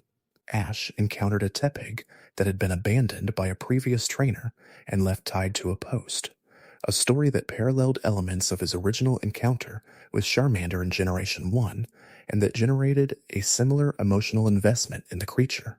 The fire-type pig that seemed entirely domestic in its base form became, through narrative context, a creature that had known loss and was learning to trust again. The eventual evolution of that Tepig through Pignite to Embor created a journey that the anime tracked with care, giving the fire-type starter of Generation 5 a story arc that elevated it beyond the competitive discussions about whether the fire and fighting combination was too familiar. Oshawott generated more immediate affection than many water-type starters in the franchise's history, in part because of the Scoutshop's combination of biological practicality and personal vulnerability. The creature could be caught without its Scoutshop, leaving it at a significant disadvantage in battle. It could grow a new one, but the period of regrowth left a gap in its defensive and offensive capabilities. This vulnerability to loss gave Oshawott a quality that most starters did not share, the sense that something could be taken from it that mattered. The compact, determined quality of its anime characterization was consistent with this design element, a creature that knew loss was possible and had decided to continue anyway. The Generation 6 starters occupied a Kalos region that was more explicitly influenced by European cultural traditions than any previous region had been. The French inspirations evident in Kalos's architecture, geography, and social structures were reflected in the starter designs in ways both overt and subtle. Chespin, Fennekin, and Froakie each drew on animal archetypes filtered through a particularly French aesthetic sensibility. Fennekin's elegant fox design, with its oversized ears and precise coloring, felt like something that could have walked out of a fairy tale illustration in the tradition of Charles Perrault. Froakie's evolution toward Greninja expressed the ninja tradition through a lens that felt specific to the artistic traditions of Japanese storytelling while remaining fully integrated into the Kalos experience. Chespin's design occupied an interesting middle ground in the Generation 6 roster, where Fennekin tended toward elegance and Froakie toward cool competence. Chespin was cheerful and slightly clumsy in its presentation, the most approachable of the three in an immediate visual sense. The nutshell on its head, the wide grin, the rounded body, these were qualities that communicated warmth and accessibility rather than power or mystery. Chespin was the starter that looked most like it wanted to be petted, and this quality gave it a different kind of appeal than its generation companions. The evolution toward the imposing Chesnaught, covered in armor and thorns, was a transformation that tracked an interesting kind of growth, from soft and approachable to hard and protective. Fennekin's development into Delphox created one of the more striking aesthetic journeys in starter history. The small, curious fox that stared out of the Generation 6 promotional materials with its oversized ears became a robed magical practitioner who gazed into fire to see the future. The transformation was complete without being disconnected. Every stage of the line maintained the fox's essential physical qualities: the pointed face, the large ears, the careful posture, even as the personality evolved from curious to mystical. The fire and psychic type combination suited the final form perfectly, the psychic type expressing the divination quality described in Pokédex entries, while the fire type connected the creature to its pre-evolutionary roots. Froakie's transformation into Greninja proceeded through an interesting middle stage. Frogadier, the evolution between Froakie and Greninja, was often described as one of the less distinguished middle stage starters in recent memory, a competent design that served primarily as a bridge between the appealing beginning and the iconic end. This quality of the middle stage as bridge rather than destination is not unique to the Generation 6 line. Many starter evolutionary middle stages occupy a similar structural position. Developed enough to represent growth, but not yet fully realized as independent designs. The best middle stages, those like Charmeleon or Quilava, have enough personality to be memorable on their own terms. Others exist primarily to make the final form feel earned. The Generation 7 starters arrived in a moment when the franchise was engaging more explicitly than it had previously with the cultural traditions of specific real-world places. The Alola region's inspiration from Hawaiian culture and geography was reflected not just in the landscapes and the local legends, but in the specific ways that wildlife and human tradition had intertwined in the island environment. Rollitt's connection to owl traditions and Hawaiian and Pacific Islander culture, Litton's independent nature resonating with island cat behaviors, and Poplio's sea lion performer quality, evoking the traditions of water performance practiced in coastal Pacific cultures. All of these connections were woven into the designs with more cultural specificity than previous generations had typically attempted. Rollitt's design was exceptional in several ways that went beyond its dual typing in the first form. The visual choice to render the bowtie arrangement of leaves on its chest as something that genuinely read as a bowtie, rather than as an abstract plant arrangement, gave the creature an anthropomorphic quality that invited readers to project a personality onto it. The owl that wore a bowtie was a creature that seemed to have opinions about presentation, that attended to its appearance with a specific kind of care.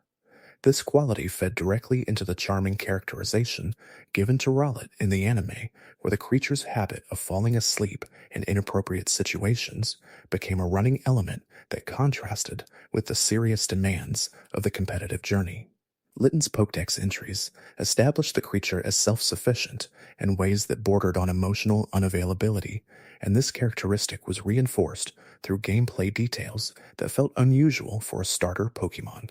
Most starters, when their friendship stat is checked in the games, register warmth and affection toward their trainer fairly readily.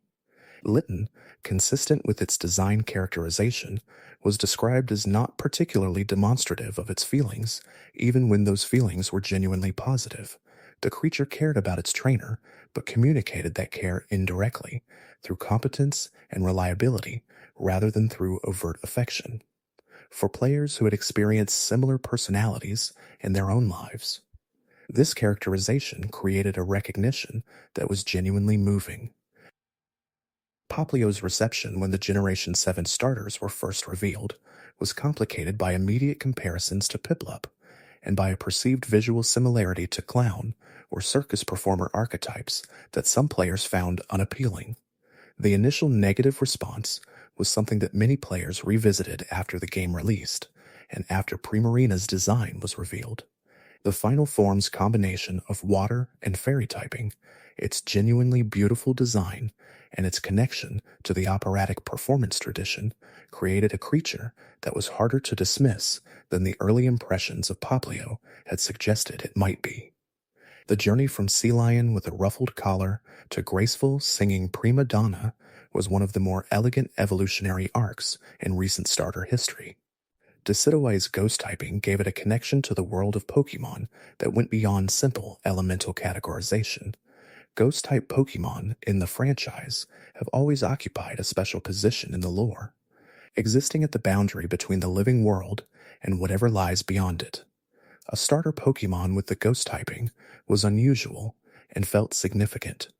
The creature that a player raised from a small owl that was present for the beginning of the journey that evolved through the midpoint could end the game as something that was not entirely of the living world. This transition was not portrayed as tragedy, but as transformation, the owl becoming something more complex and more mysterious through the same process that all starters undergo. The relationship between Generation 7 starters and the Ultra Sun and Ultra Moon narrative added another layer of meaning to the Alola trio. The themes of those games, involving alternate worlds and the boundaries between realities, resonated with the specific qualities of the starter's final forms. Decidueye's ghost typing and its connection to the threshold. Incineroar's theatrical performance and the performed nature of identity. Primarina's singing, and the way that song creates spaces that are neither entirely internal nor entirely external. These resonances were not always explicit in the story, but they were visible to players who looked closely, a reward for attention that the franchise occasionally offered. The Generation 8 starters and their Galar region represented another shift in Game Freak's approach to designing creatures for the beginning of the journey. The cultural references in the Galar designs were more explicitly British than those of previous regions had been specific to their inspirations. Grookey's musical personality evoked the tradition of British popular music and the culture of street performance. Scorbunny's athletic energy and football connection spoke directly to the importance of football and British cultural identity. Sobble's anxious, self-effacing personality had a quality often associated with a particular mode of British emotional restraint, the tendency to understate distress rather than express it directly. Whether these connections were fully intentional or partially emergent from the design process, they created a set of starters that felt genuinely rooted in the cultural atmosphere of the region they inhabited. Grookey's musical healing ability, established in Pokédex entries as one of the earliest and most consistent details about the creature, gave it a particular relationship to the grass type that was different from previous grass starters. Most grass-type starters had been defined primarily by their connection to plants, to growing things, to the natural world. Grookey's grass-type nature was expressed through the ability of its stick to restore vitality to wilted plant life through rhythmic vibration. The medium was music rather than photosynthesis. The mechanism was sound rather than sunlight. This unusual framing of what it meant to be a grass type gave Grookey a distinctiveness within the lineage that carried through to the drums and forests of Rillaboom's final form. Scorbunny's development into Cinderace represented one of the more human-feeling starters in recent memory. The final form's resemblance to a professional athlete in both design and moveset created a creature that was less obviously fantastical than many of its counterparts. Cinderace looked like something that might exist in the same cultural space as sports broadcasting, celebrity endorsement, and competitive performance pressure. The Ace spec held item associated with Cinderace in certain competitive contexts emphasized its role as a creature defined by high-stakes individual performance. The Fire-type rabbit that became a footballer became, through the lens of competitive play, something genuinely iconic within its generation. Sobble's journey through Drizzile to Inteleon was defined by a persistent contrast between the emotional vulnerability of the early stages and the composed, deadly competence of the final form. Drizzile, the middle evolution, retained much of Sobble's anxious quality, while adding the sullen detachment of a creature that had decided the best response to an uncertain world was to observe it carefully from a distance rather than engage with it. The transition from Drizzile to Inteleon then brought a kind of resolution to this emotional arc. The anxiety and detachment channeled into the extreme precision of a spy's work. The Pokémon that cried as a defense mechanism became the Pokémon that aimed with perfect accuracy, both creatures oriented toward effective management of threat, just through very different means. The 9th generation starters were designed for a more open-world context than any previous generation had offered.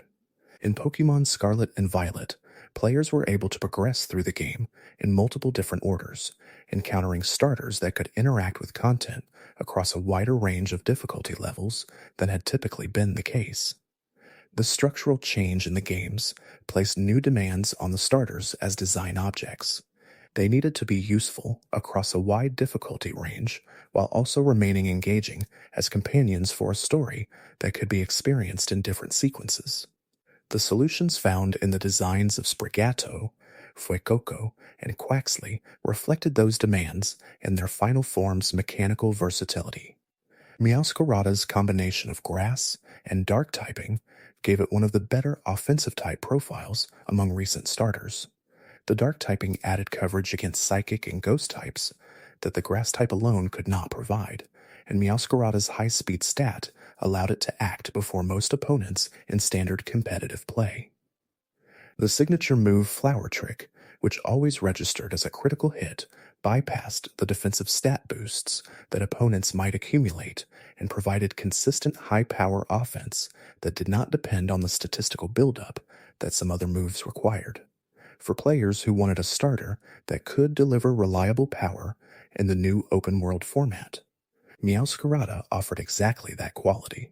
Skeledurga's position in the competitive landscape of Generation 9 was defined by a combination of defensive bulk, access to reliable recovery, and the Torch Song feedback loop.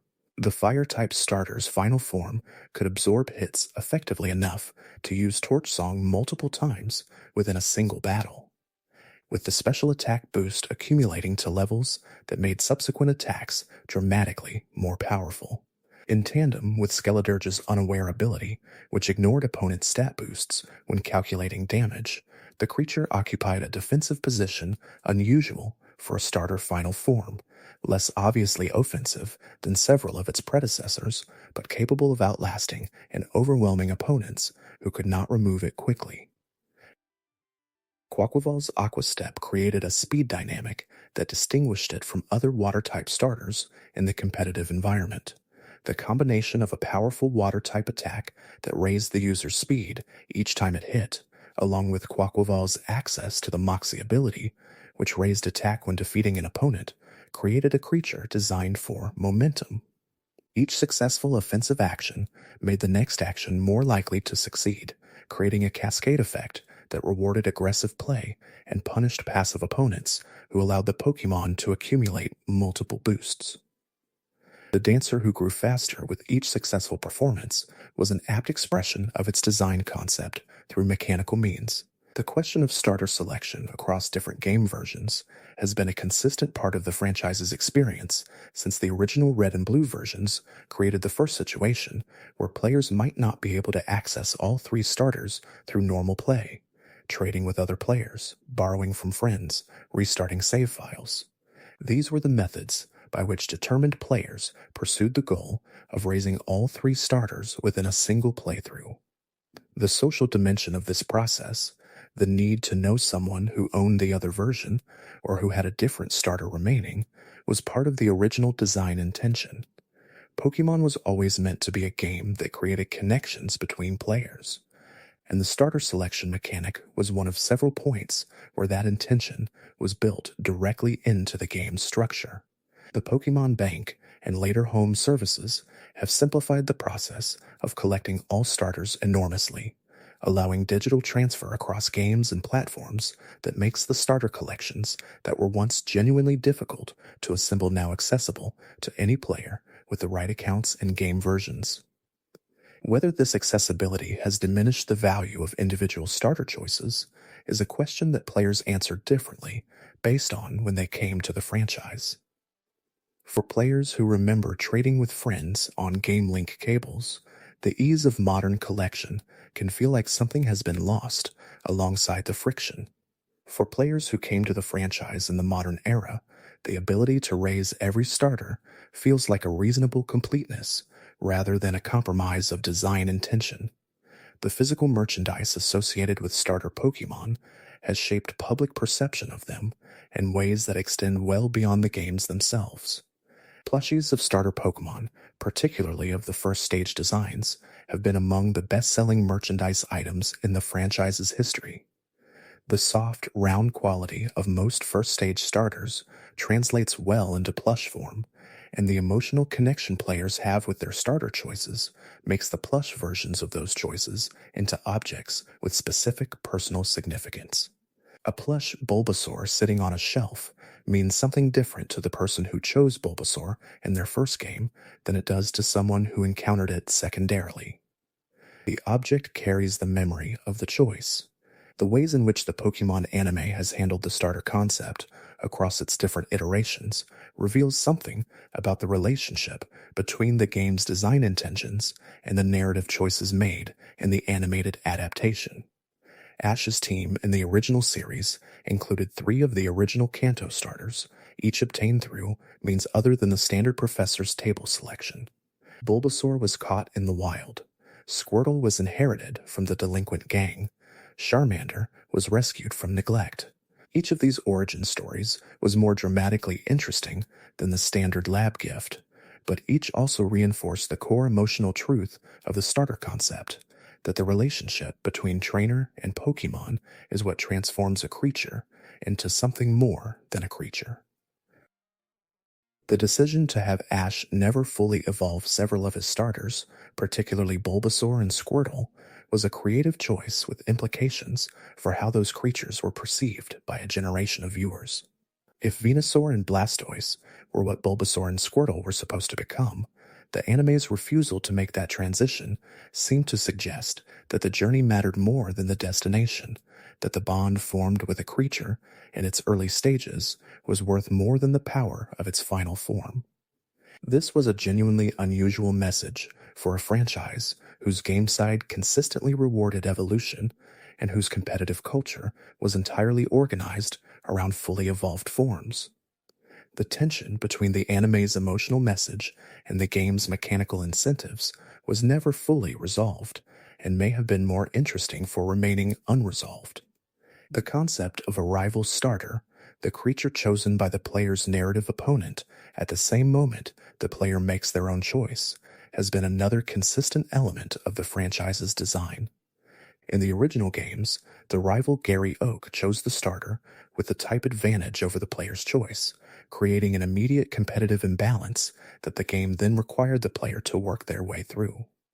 In later games, the rival's choice was occasionally more complex, sometimes a third type not selected by the player, sometimes narratively determined rather than mechanically optimal. The changing treatment of the rival starter across the franchise's history mirrors the changing conception of what the rival character was supposed to represent. Blue in the original games was designed as a straightforward antagonist, someone for the player to overcome. His superior starter choice, always the one with the type advantage, expressed his competitive advantage clearly. Silver in Gold and Silver was more complex, a character with his own backstory and emotional journey, and his starter choice accordingly carried more narrative weight. And in Black and White had no starter in the traditional sense, challenging the entire concept of the trained Pokemon relationship. Hop Sword and Shield began with a starter that shared the starting point with the player before charting his own course. Each rival's relationship with their starter expressed something about their character that the starter choice in its simplicity could nonetheless communicate clearly. The post-game availability of the other region's starters, or of starter Pokemon from previous generations, has been a consistent way that later games have rewarded players who completed the main story. In the Heart Gold and Soul Silver games, completing the Johto story and defeating Red unlocked the ability to receive one starter from each of the first three regions from Professor Oak, a gift that felt like a celebration of the franchise's history through the mechanism most central to its beginning. The ability to raise a Kanto starter in a Johto game or a Johto starter in a Sinnoh setting created a kind of cross-regional familiarity with the creatures that went beyond the regional identity each starter was originally designed to embody. The introduction of Mega Evolution in Generation 6 gave several starter final forms new power levels that transformed their competitive viability and their narrative significance simultaneously. Mega Blaziken, Mega Charizard in its two forms, Mega Venusaur, Mega Blastoise, and several others arrived with dramatically enhanced stats and, in some cases, changed type combinations that open new strategic possibilities. The Mega Evolution mechanic also gave starter Pokemon a visual transformation that expressed their potential in a new way. A Mega Evolved Charizard, with its changed form and enhanced power, was the same creature the player had raised from a small lizard, but now bearing the marks of something it had become through the specific kind of bond unique to the trainer relationship. The Gigantamax forms introduced in Generation 8 served a similar narrative function while expressing the transformation differently. Where Mega Evolution was intimate, a visible change in the body of a specific bonded Pokemon, Gigantamax was spectacular, a creature grown to enormous size and surrounded by the energies of Dynamax. The Gigantamax forms available for Cinderace, Inteleon, Rillaboom, and their pre-evolutions gave each starter a spectacular visual mode that expressed aspects of their character at maximum intensity. Rillaboom's Gigantamax form, transforming its drums set into a forest, was perhaps the most conceptually rich of the three. The creature that made plants grow through rhythm, becoming a creature that was its own forest, its own ecosystem, its own world. The Hisuian forms of the Generation 4 starters, introduced in Pokemon Legends Arceus, gave those creatures a second existence, grounded in the ancient past of the Sinnoh region. Hisuian Typhlosion, Hisuian Samurott, and Hisuian Decidueye each received new type combinations and new visual treatments that connected them to the specific spiritual and historical context of the Hisui setting. The choice to give the Legends Arceus player access to starter Pokemon from 3 different generations, presented in their Hisuian forms, created a genuinely unusual experience, the familiar made strange, the known rendered in new light. Choosing a starter at the beginning of Legends Arceus carried both the familiarity of recognizing the original creature and the novelty of encountering it differently. The relationship between starter Pokemon and the concept of inheritance across different save files is worth a moment of reflection. A Pokemon bred from a starter can carry hidden statistics and abilities not available to starters received directly from the professor, and the process of breeding through multiple generations to optimize these characteristics has been a feature of competitive preparation since the mechanics were introduced. The starter one receives at the beginning of the game is often not the same individual one ultimately uses in competitive play. It is the ancestor, the origin point from which the optimized competitive creature descends. This dual existence of the starter as the specific companion of the story and as the progenitor of the competitive tool is one of the more philosophically interesting aspects of the starter Pokemon's role and the full breadth of Pokemon player culture. There is something worth appreciating in the willingness of the franchise to keep the 3 starter system unchanged across all 9 generations, even as nearly every other aspect of the games has evolved significantly. The Professor's Table with its 3 Pokeballs is one of the most stable and most familiar elements in all of video game history, a ritual performed by hundreds of millions of players across 3 decades without ever feeling exhausted or obligatory. The stability of the format has not prevented the content from remaining fresh, because the creatures placed within it have continued to surprise, to challenge expectations, and to carry new kinds of meaning with each new generation. The system works because the system has been trusted, and the content within the system has rewarded that trust. What the starter Pokemon offer, taken together, is a kind of compressed map of what the Pokemon franchise values most deeply. They are the clearest expression of the series' interest in the relationship between living things, in the way that care and attention transform potential into reality, in the way that a journey shared creates bonds that outlast the journey itself. Every starter is designed to be worthy of someone's complete investment, worthy of being carried from the beginning to the end, worthy of the role that the franchise has placed them in at the threshold of every new adventure. That worthiness has never been guaranteed by type advantage or by competitive stats. It has been built from design, from personality, from the accumulated weight of the stories told about and through these creatures across 30 years. The quietest and most persistent truth about starter Pokemon is that they remember the beginning. A save file from years ago still shows the starter in its first slot, still carries the record of its level when first received, and its level when last saved. It preserves, in small numerical form, something of the shape of a journey taken at a specific time in a player's life. The starter is the only creature in most save files that was there from the very first step, and that presence across the full length of the experience creates a kind of witness that no caught Pokemon can replicate. To look back at an old save file and see the starter in the party is to remember not just which Pokemon was chosen, but who chose it, and when and what the world looked like from where they were standing at that moment. The way competitive players approach starter Pokemon reveals a split in how the franchise is experienced that has always been present, but has become more visible as the competitive scene has grown. For a player whose primary engagement with Pokemon is through competitive battle, the starter is a design object evaluated by its stats, its moveset, its ability, and its type coverage. The emotional weight of the beginning is not irrelevant to these players, but it is separate from the analytical process of evaluation. A starter might be loved as a childhood companion and simultaneously assessed as competitively mediocre, with both of those responses existing in the same person without contradiction. This dual relationship between sentiment and analysis is a quality of long-term fan engagement that the franchise has navigated more thoughtfully than most comparable series. The speedrunning community's relationship with starter Pokemon is another angle from which the creatures can be understood. Speedrunners, who attempt to complete Pokemon games in the shortest possible time while meeting certain completion criteria, have analyzed the starters exhaustively to determine which offers the most efficient path through each game. These analyses sometimes arrive at counterintuitive conclusions, with starters that are generally considered weaker performing better than expected under optimized conditions, and starters considered powerful sometimes falling short of expectations when the specific mechanics of a game's structure are taken into account.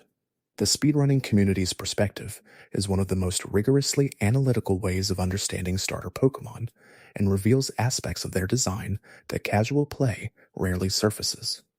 The Nuzlocke Challenge, one of the most widely practiced community-created rule sets for playing Pokemon games, changes the relationship between player and starter in profound ways. In a Nuzlocke run, Pokemon that faint in battle are considered dead and must be permanently released, transforming every battle into a situation with genuine stakes. The starter Pokemon, always the first Pokemon in the party and the creature most likely to be present for the most battles, becomes an object of intense anxiety and attachment under these rules. Nuzlocke players often report that the relationship they developed with their starter during challenge runs was more emotionally significant than any relationship formed in a standard playthrough, precisely because the permanent nature of potential loss made every battle feel consequential. The intersection of the starter concept with Pokemon Mystery Dungeon games created one of the more philosophically interesting variations on the theme. In the Mystery Dungeon series, the player character was a human who had been transformed into a Pokemon, and the starter selection process involved choosing which Pokemon the player would become. This made the starter question not one of partnership, but of identity, a genuinely different kind of engagement with the same essential concept. Players who chose Bulbasaur in a Mystery Dungeon game were not training a Bulbasaur. They were being a Bulbasaur, experiencing the world through that creature's senses and perspective. The intimacy of that experience exceeded what any training relationship could offer.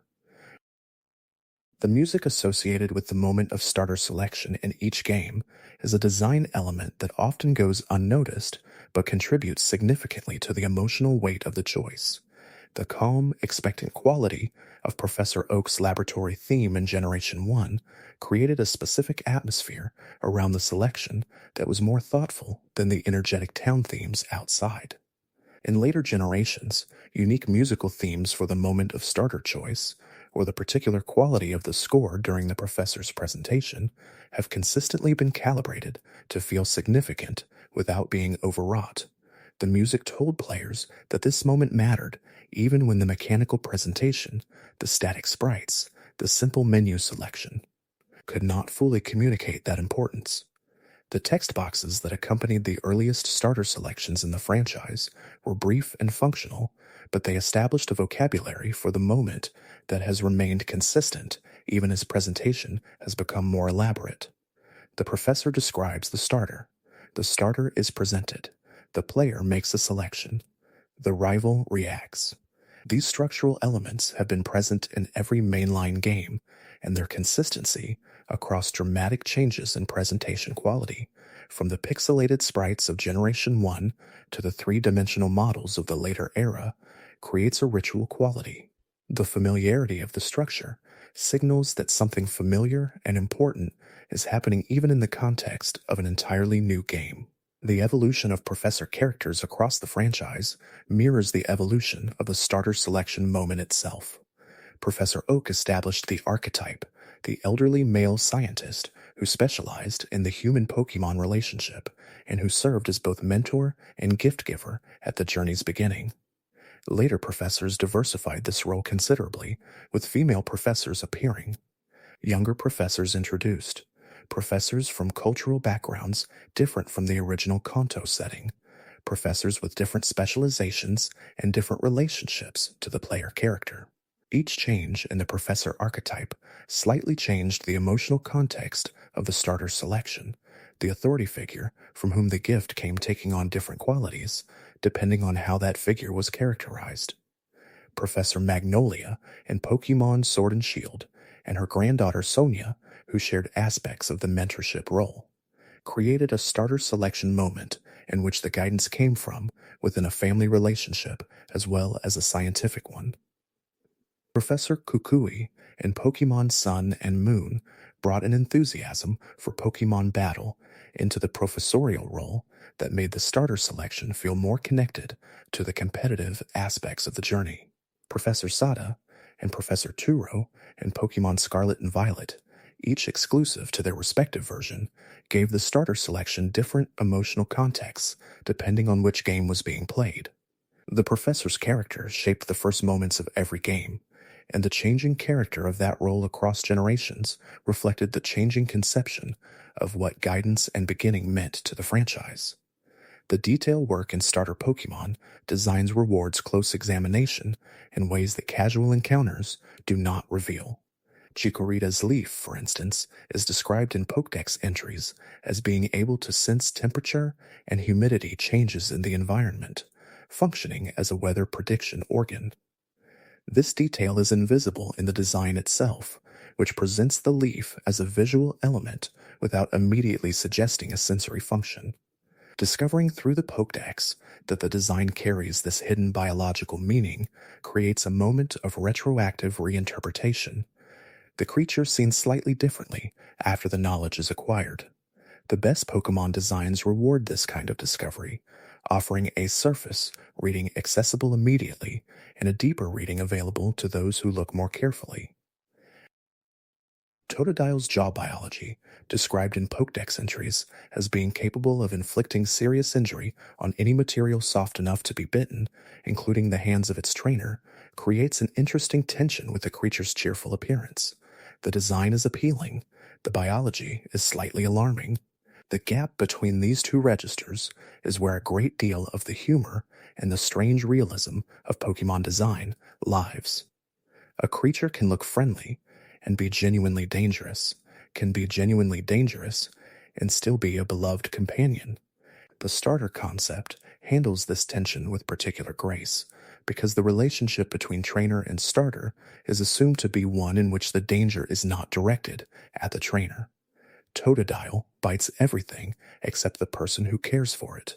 This selective application of its nature makes the danger feel like a feature of personality rather than a genuine threat. Trico's Pokédex entries across different generations describe a creature capable of scaling vertical surfaces through microscopic hooks on its feet, running up walls and across ceilings with the same ease it moves across flat ground.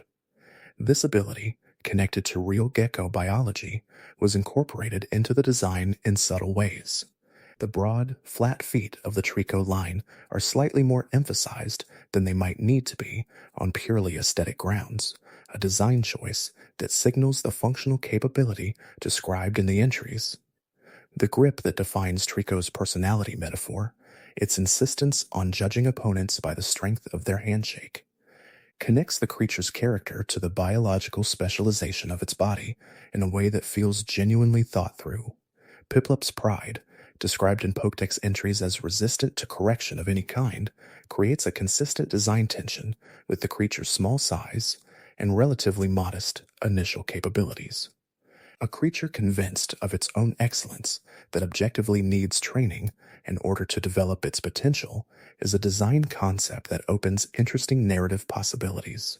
The gap between Piplup's self-assessment and its actual capabilities at the beginning of the journey is the space in which the starter's story lives. And the way that gap closes through the training relationship is precisely the kind of narrative that the starter concept is designed to support. By the time Empoleon arrives as the fully realized final form, the pride that seemed unjustified in Piplup has become accurate self-knowledge. The creature was right about itself all along. It just needed to become what it always thought it was. Snivy's design draws specifically on the herbivore rather than the carnivore tradition for its grass-type reptile, with the slender body, the long neck, and the leaf tail suggesting a creature built for reach rather than speed or power. The design implies a being that browses on high foliage rather than competing on the ground level. And this suggestion of elevated perspective feeds into the personality characterization of haughty superiority that the Pokédex entries establish. The creature that looks down, both literally and figuratively, is expressing through its body shape the same quality that its behavior demonstrates.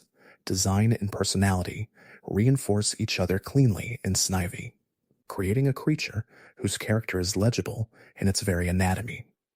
Oshawott Scalchop material, described as being made of the same substance as its shell and therefore naturally regenerating over time, creates an interesting biological feedback loop that no other starter design quite replicates. The weapon and the armor are the same material. The tool grows back when lost. The creature that carries a blade on its belly is also carrying a piece of itself, using its own body as an arsenal. This self-arming quality gives Oshawott a different relationship to its own biology than most starters, which are primarily defined by elemental powers generated internally. Oshawott generates power through a relationship between its body and an external object that is simultaneously part of its body.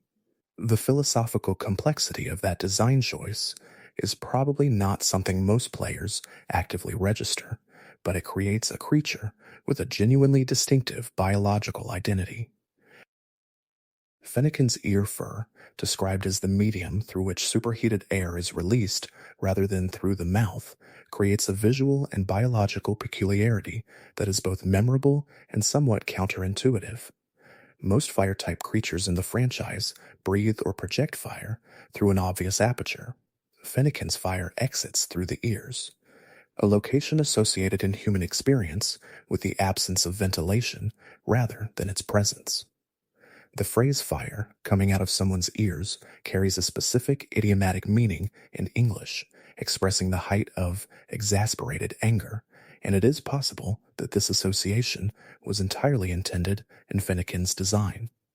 A creature that releases fire through its ears in moments of intense emotion is expressing something through its biology that the English language has already rendered metaphorically familiar. Froakies foam frubbles, the bubble-like substance it produces and wears around its neck and on its back, are described as being made of compressed air and water that provide effective insulation against damage from both heat and cold.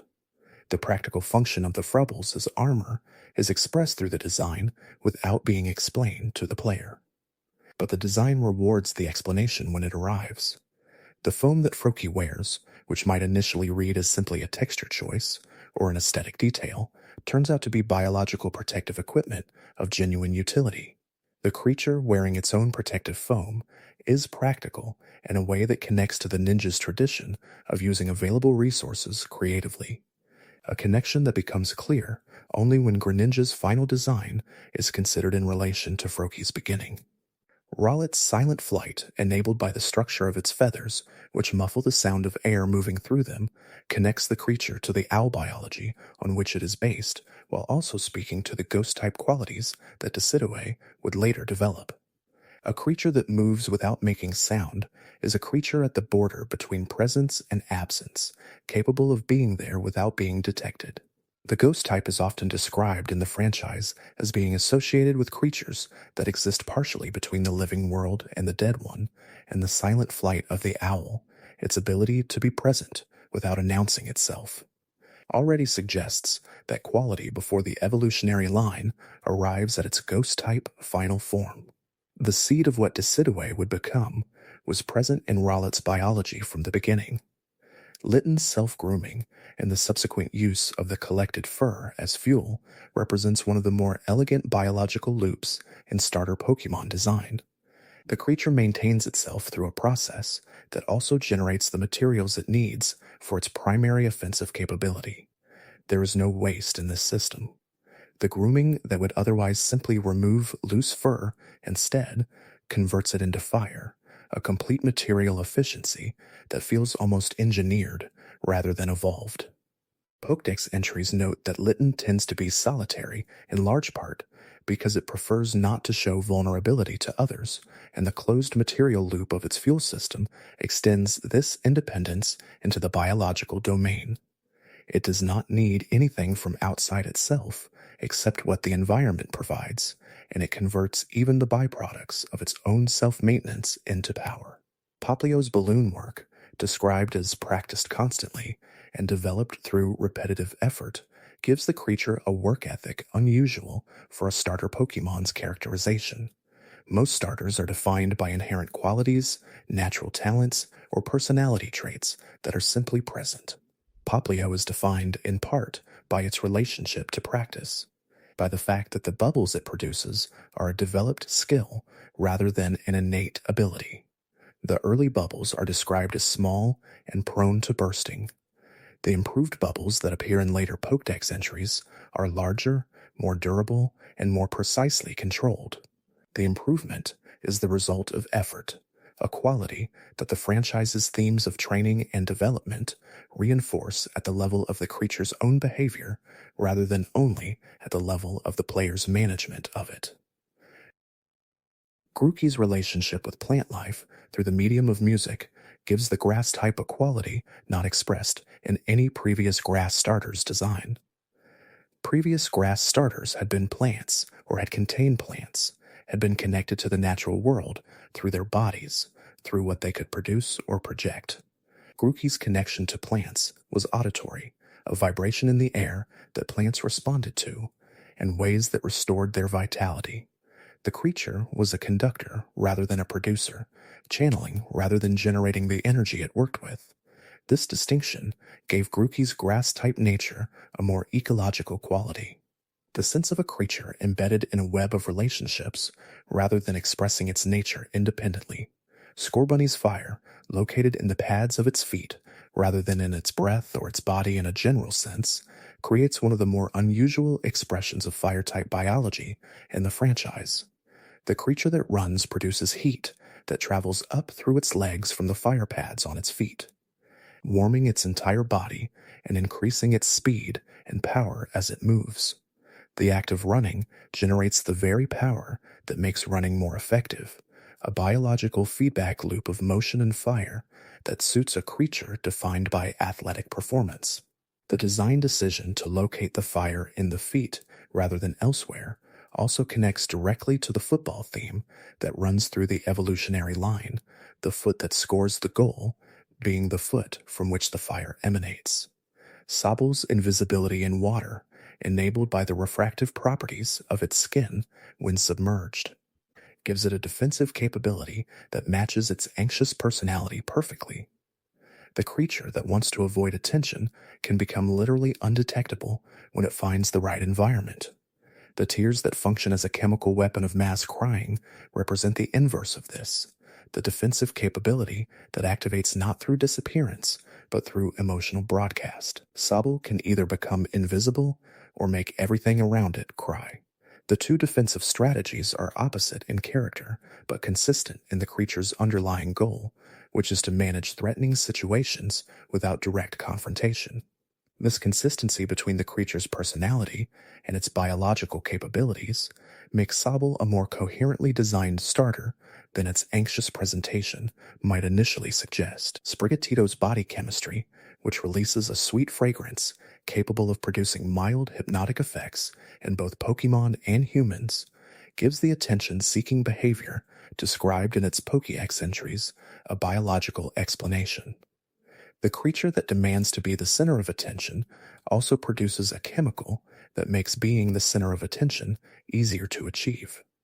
It is not merely performing neediness, it is backed by a genuine biological apparatus for drawing and maintaining the focus of others. This detail transforms Sprigatito from a creature that simply has an attention-seeking personality into a creature whose biology and behavior are aligned toward the same goal.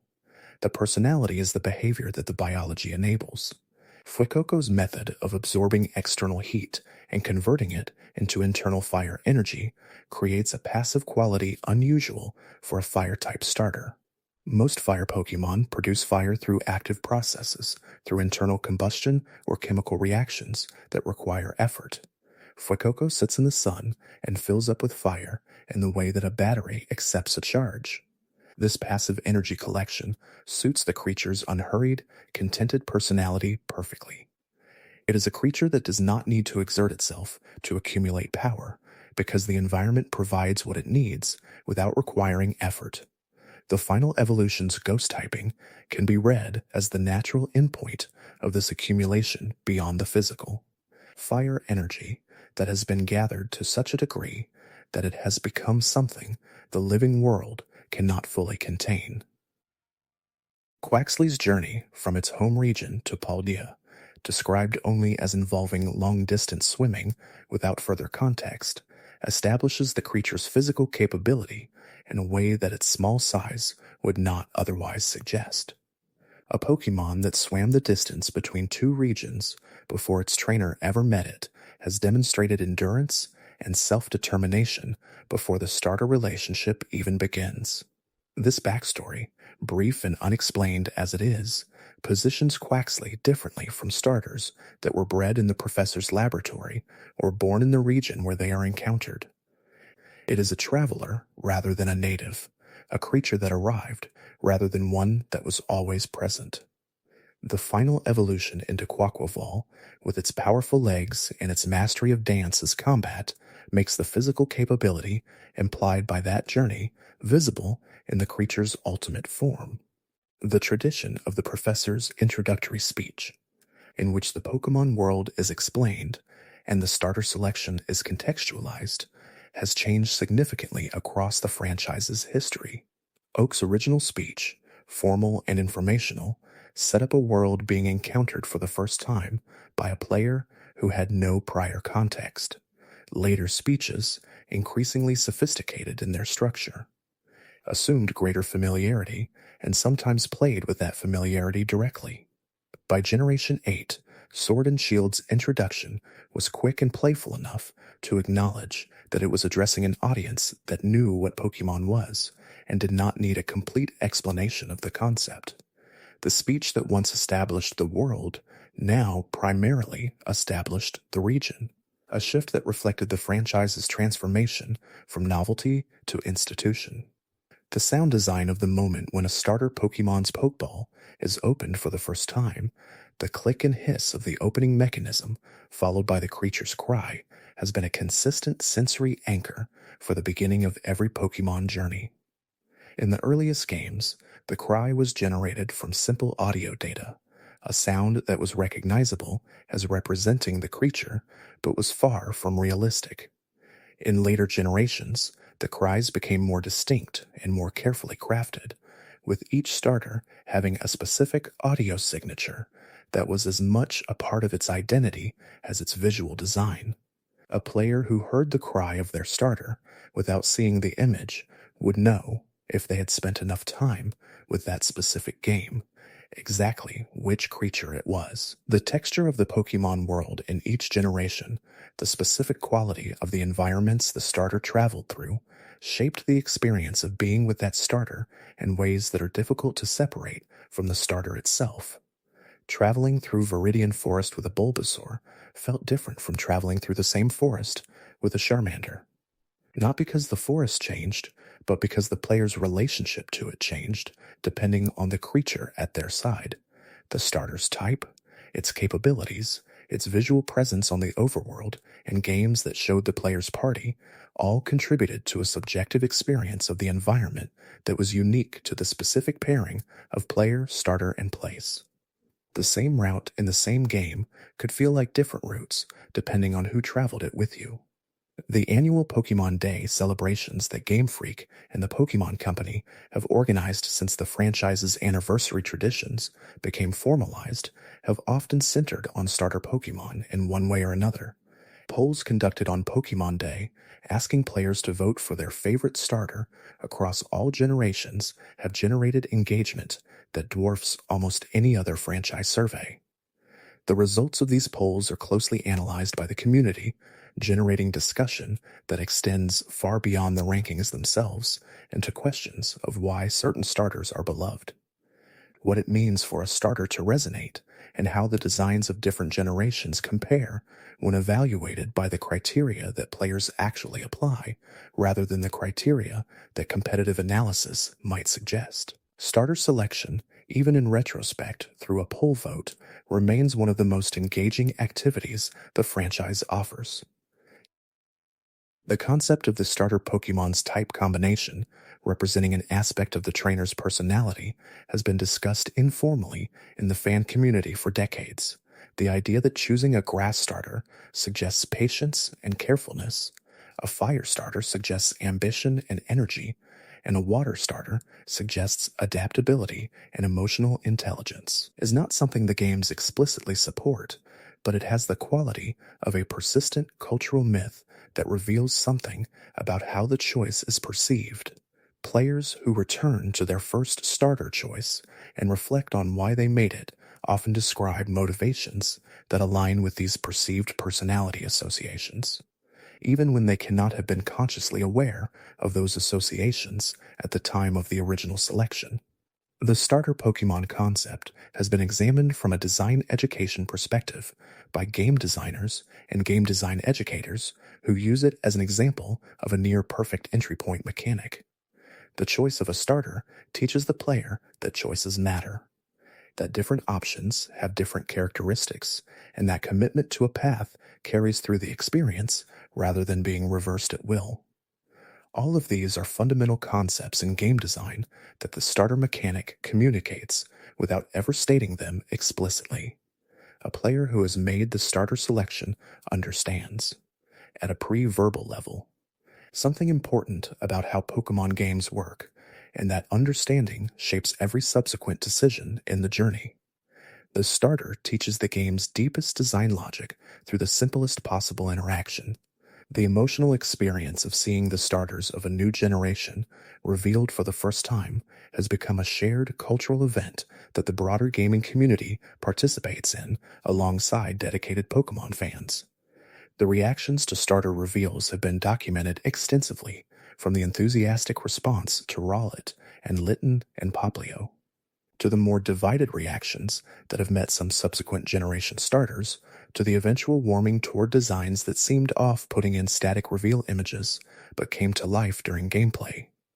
The live, real-time quality of starter reactions, the shared moment of seeing something for the first time and forming an impression that will be refined but never entirely replaced, is something that the internet era has made visible in ways that earlier generations of players experienced privately. What remains, after traveling through all 9 generations of starters and the specific stories attached to each one, is the simple fact that the design works. It has worked for 30 years across cultural differences, across generational changes in player demographics, across massive shifts in technology and presentation, across the expansion from 3 original creatures to 32. The Professor's Table, with its 3 Pokeballs, is still one of the most affecting moments in any new Pokemon game, and the choice made there still carries the weight that it has always carried. Something is being promised at the beginning of every journey, and what is being promised is kept. The starter travels with you, It remembers where you started. It is there when you arrive at the end. The starter Pokemon's role in the narrative of each game extends beyond the mechanical partnership of battle. In games that have offered a more explicit story, the starter is often the creature present at the most significant moments. In Generation 5's Black and White, the starter accompanied the player through a philosophical journey about the nature of the Pokemon relationship itself, the question of whether Pokemon could be truly free while living with human trainers. The starter that the player raised from the beginning was simultaneously the evidence for and against the arguments being made by the game's antagonist. A creature that had been caught and trained, but whose relationship with its trainer could be read as genuine partnership rather than captivity. The starter's presence during those debates gave them a specificity that abstract argument could not have provided. In Generation 6's X and Y, the story centered on themes of beauty, loss, and the desire to preserve what cannot be kept forever. The starter traveled through a narrative about a war fought long before the game's events, about a king who had sought immortality for his companion Pokemon, about the price of refusing to accept the natural end of things. The creature at the player's side during those revelations connected the ancient themes to the present journey in a way that made the history feel personal rather than merely historical.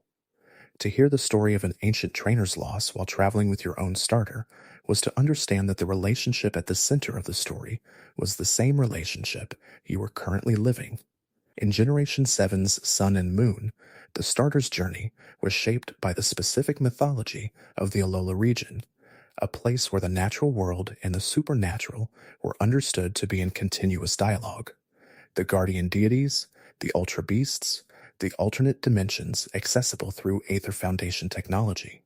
All of these elements of the narrative were encountered by a player traveling with a creature that had been native to the islands before any of these complications arose. The starter's groundedness in the specific ecology of Alola and the real creatures and environments of the island setting anchored the increasingly extraordinary narrative in something familiar and biological. The small owl, or the independent cat, or the practicing sea lion was the constant while the story moved into stranger territory. The starter Pokemon's role in the manga adaptations of the franchise offers another angle of interpretation. The Pokemon Adventures manga, which ran parallel to the games for decades and told stories inspired by the main games while developing its own characters and narrative arcs, used starter Pokemon in ways that diverged from both the games and the anime. Characters in the manga were given relationships with their starters that were more fraught, more complicated, and sometimes more violent than anything the other media had depicted. The starters grew and changed in response to specific narrative events, rather than in response to experience point accumulation. These versions of the starters illuminated aspects of the designs that the game's more structured progression sometimes obscured. The question of what makes a starter iconic, what makes one of these creatures transcend its role as a beginning companion and become something that represents the franchise as a whole, is one that has been answered differently in different eras. In the franchise's early years, the answer was primarily market-driven, with Pikachu's role as the face of the franchise being established through the anime and reinforced through merchandise. Later, the answer became more complex, with Eevee and its evolutions occupying a specific cultural space, with Greninja's competitive dominance and anime prominence elevating it beyond its starter status, with Incineroar's inclusion in Super Smash Bros. Ultimate bringing it to an audience that might never have played a Pokemon game. The path from starter Pokemon to cultural icon passes through different territory in different cases, and no single formula explains all of them. The visual history of how starter Pokemon have been presented in marketing materials across 30 years tracks the overall visual evolution of the franchise with particular clarity. Early promotional materials use the simple, clean illustration style of the original Ken Sugimori artwork, presenting creatures that were visually distinct but rendered in a consistent palette of careful watercolor washes. As the franchise grew and the visual language diversified, starter Pokemon appeared in increasingly dynamic poses, in three-dimensional renders, and animated sequences of increasing complexity. The creature that was once a static image on a card or a small sprite on a screen became a figure capable of being shown from every angle, in motion and light conditions that changed the character of its colors and forms. Each new visual presentation added something to the understanding of what the creature actually looked like.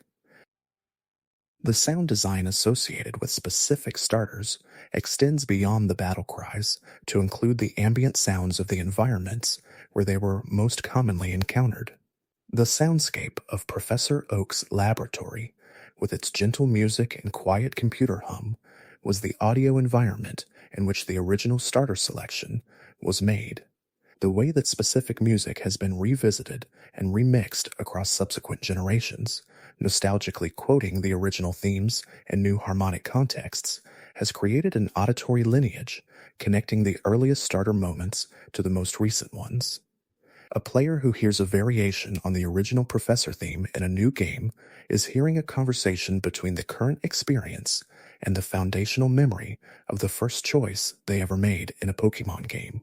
The way that starter Pokemon have been handled in Pokemon Snap, the photography game in which players documented wild Pokemon in their natural habitats, created an unusual context for the creatures. In the world of Pokemon Snap, the starters appeared not as trained companions, but as wild animals going about their lives, interacting with their environments and with each other in ways that the training relationship usually prevented the games from showing. Seeing a Charizard behaving independently, not in response to a trainer's commands, but following its own inclinations, changed something about the understanding of what the creature was when the human relationship was removed. The starters of Pokemon Snap were reminders that the creatures existed before they were starters, that they had natures that predated the partnership and would persist beyond it. The practice of starter shiny hunting, the pursuit of the rare variant coloring that affects approximately 1 in 4,000 randomly encountered Pokemon, has created a specific culture around the starters that is unlike the culture surrounding most other Pokemon, because starters are not found in the wild in most games. Obtaining a shiny starter requires either a soft reset process of restarting the save file until the desired coloring appears, or breeding through multiple generations until the shiny probability increases through specific game mechanics. The rarity and the difficulty of the pursuit create a relationship between the hunter and the target that is different from ordinary starter relationships. The creature desired not for its typing or its competitive utility, but for the specific quality of its coloring when chance finally aligns in the player's favor. The anniversary celebrations that have accompanied significant milestones in the franchise's history have consistently used starter Pokemon as symbols of what is being celebrated. The 25th anniversary events, organized by the Pokemon Company, featured prominently all of the franchise's significant starter Pokemon, treating them as living history, as creatures that carried within their designs the entire arc of what the franchise had been and what it had become. This use of the starters as historical symbols was appropriate because the starters are the creatures most directly connected to the franchise's beginning, not just in the narrative sense of beginning each game, but in the temporal sense of being present at the beginning of the franchise's existence. The way children who grew up with Pokemon in the late 90s and early 2000s have introduced their own children to the franchise through the starters creates an unusual, multi-generational continuity that few entertainment franchises have experienced. A parent who chose Charmander in 1998, sitting with their child as that child chooses Fuecoco in 2023, is participating in an experience that is simultaneously continuous and entirely new. The ritual is the same. The professor presents 3 options. The child chooses one. Something begins. That the specific creatures have changed. That the presentation has transformed beyond recognition. That an entire world of context separates the parent's memory from the child's present experience does not change the fundamental character of what is happening. The beginning is still the beginning, and the choice still matters in the same way it always has. The relationship between the player's first starter and their Pokemon preferences throughout the years that follow is something that has been discussed in the community anecdotally without ever being formally studied. Many players report that their first starter choice shaped their type preferences in ways that persisted long after that specific game was finished. That the grass type or fire type or water type became a default preference that subsequent games reinforced rather than overrode. If this is true, it suggests that the starter selection functions not just as the beginning of a single game, but as the beginning of a relationship with a portion of the Pokemon world that outlasts the specific game in which it was initiated. The first choice makes all subsequent choices. There is something in the experience of returning to an old Pokemon game, opening a save file not touched in years, and finding the starter still there in the party, grown but unchanged in the ways that matter, that captures something essential about what the series has always offered. The world inside the cartridge has not moved while the player was gone. The starter has not grown older. The journey can be resumed at the exact point where it was interrupted, and the creature that was present at the beginning will be present still, waiting with the patient constancy that the design always intended. The starter is the fixed point around which the journey turns. The constant in a story that changes with every new game, every new region, every new beginning offered to every new player who reaches for a Pokeball on a professor's table. The first Pokemon game in whatever form eventually succeeds the current series will almost certainly begin the same way. A world will be established. A professor will speak. 3 Pokeballs will be offered. A choice will be made.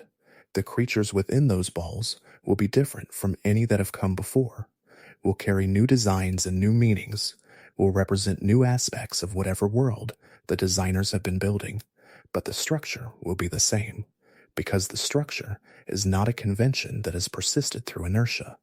It is a design truth that the last 30 years have confirmed repeatedly. Beginning well matters. The choice at the beginning shapes everything that follows, and the creature chosen to stand at that beginning deserves to be worthy of the journey ahead. All of the starter Pokemon that have ever existed carry within their designs and their lore and their histories this simple truth. They were designed to be chosen. They were designed to be worthy of being chosen. And across 3 decades and 9 generations, and more than 30 individual creatures, that design intention has been honored with remarkable consistency. The small seed on a frog's back, the flame on a lizard's tail, the shell on a turtle's spine. These are the images at the beginning of everything. The details that have lodged in the memory of hundreds of millions of players and stayed there, outlasting the games that contained them, outlasting the specific journeys they accompanied, outlasting the particular years in which they were first encountered. The starters remain as they have always remained at the beginning.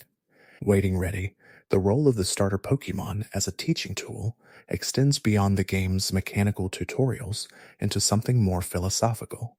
Every starter is, in some sense, the player's introduction to the idea that different approaches to a problem are equally valid. The grass type and the fire type and the water type are not ranked. They are not ordered by quality or by the degree of challenge they present.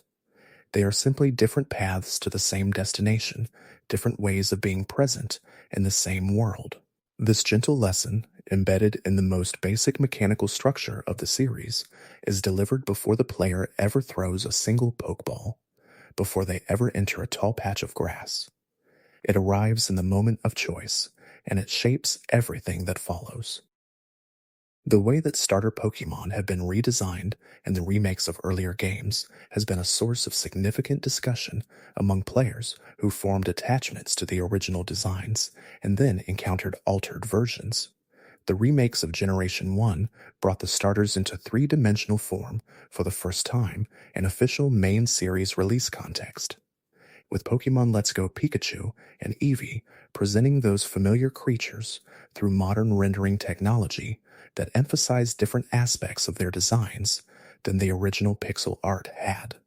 The expressions on those 3-dimensional faces, The way light played on the textures of the designs changed something subtle about the creatures without changing anything about their fundamental identity. They were the same Pokemon encountered differently, and the encountering differently revealed what had always been there, but less visible. The emotional resonance of the phrase partner Pokemon, used specifically for Pikachu and Eevee in the Let's Go games, and for the starter in general in the anime, creates a category distinction within the Pokemon world between creatures that are owned and creatures that are accompanied. The partner, unlike the owned Pokemon, is an entity with whom the relationship is understood as mutual. The trainer does not simply direct the partner. The trainer and the partner navigate together.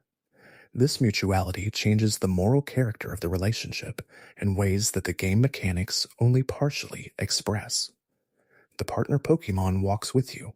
It rides on your head or your shoulder. Its presence is physically constant in a way that a Pokemon kept in a ball is not. The body language of the partnership communicates something about its nature that words and mechanics cannot fully reach. The specific ways that different generations have visually distinguished their starters from the creatures already in the existing Pokédex reveal the evolving challenge of originality in a franchise that has now produced over 1,000 individual designs. The earliest generations had the entire design space open to them. A small blue turtle with a shell had no competition from previous designs. A small orange lizard with a tail flame had no visual predecessor to compete with. Each generation since then has needed to find designs that felt distinct from not just the starters that came before them, but from the full roster of all existing Pokemon. The starters of Generation 9 existed in a world of over 900 other designs, and their task of feeling fresh and original was correspondingly more difficult than the task faced by the Generation 1 starters. The solutions found to this challenge of originality across different generations reflect different design philosophies. Some generations lean toward personality-driven originality, making their starters distinct through character and behavioral traits more than through visual novelty. Others lean toward type combination innovation, offering dual typings or unexpected final form types as the primary source of freshness. Others pursued thematic depth, grounding their starters in specific cultural or biological concepts, rich enough to feel distinct even when the surface design drew on familiar animal archetypes. The most successful generations typically combined multiple strategies simultaneously, offering starters that were visually distinct, personality-rich, thematically grounded, and mechanically interesting all at once. The question of whether a starter can be objectively good or bad has no clean answer, but the questions prompted by that question are worth sitting with for a moment. What does it mean for a creature designed to accompany someone through a 30-hour story to be good or bad? Good for battling? Good for remembering? Good for growing attached to? Good for the story it helps tell? These are different criteria, and they generate different answers for different creatures. A starter that is competitively mediocre might be superb at generating emotional investment. A starter that is visually complex might be less immediately memorable than one with a single powerful image. The richness of the standard by which starters are judged mirrors the richness of what Pokemon itself is. A franchise that is simultaneously a battle game, a collection game, a narrative experience, a social connector, and an emotional archive.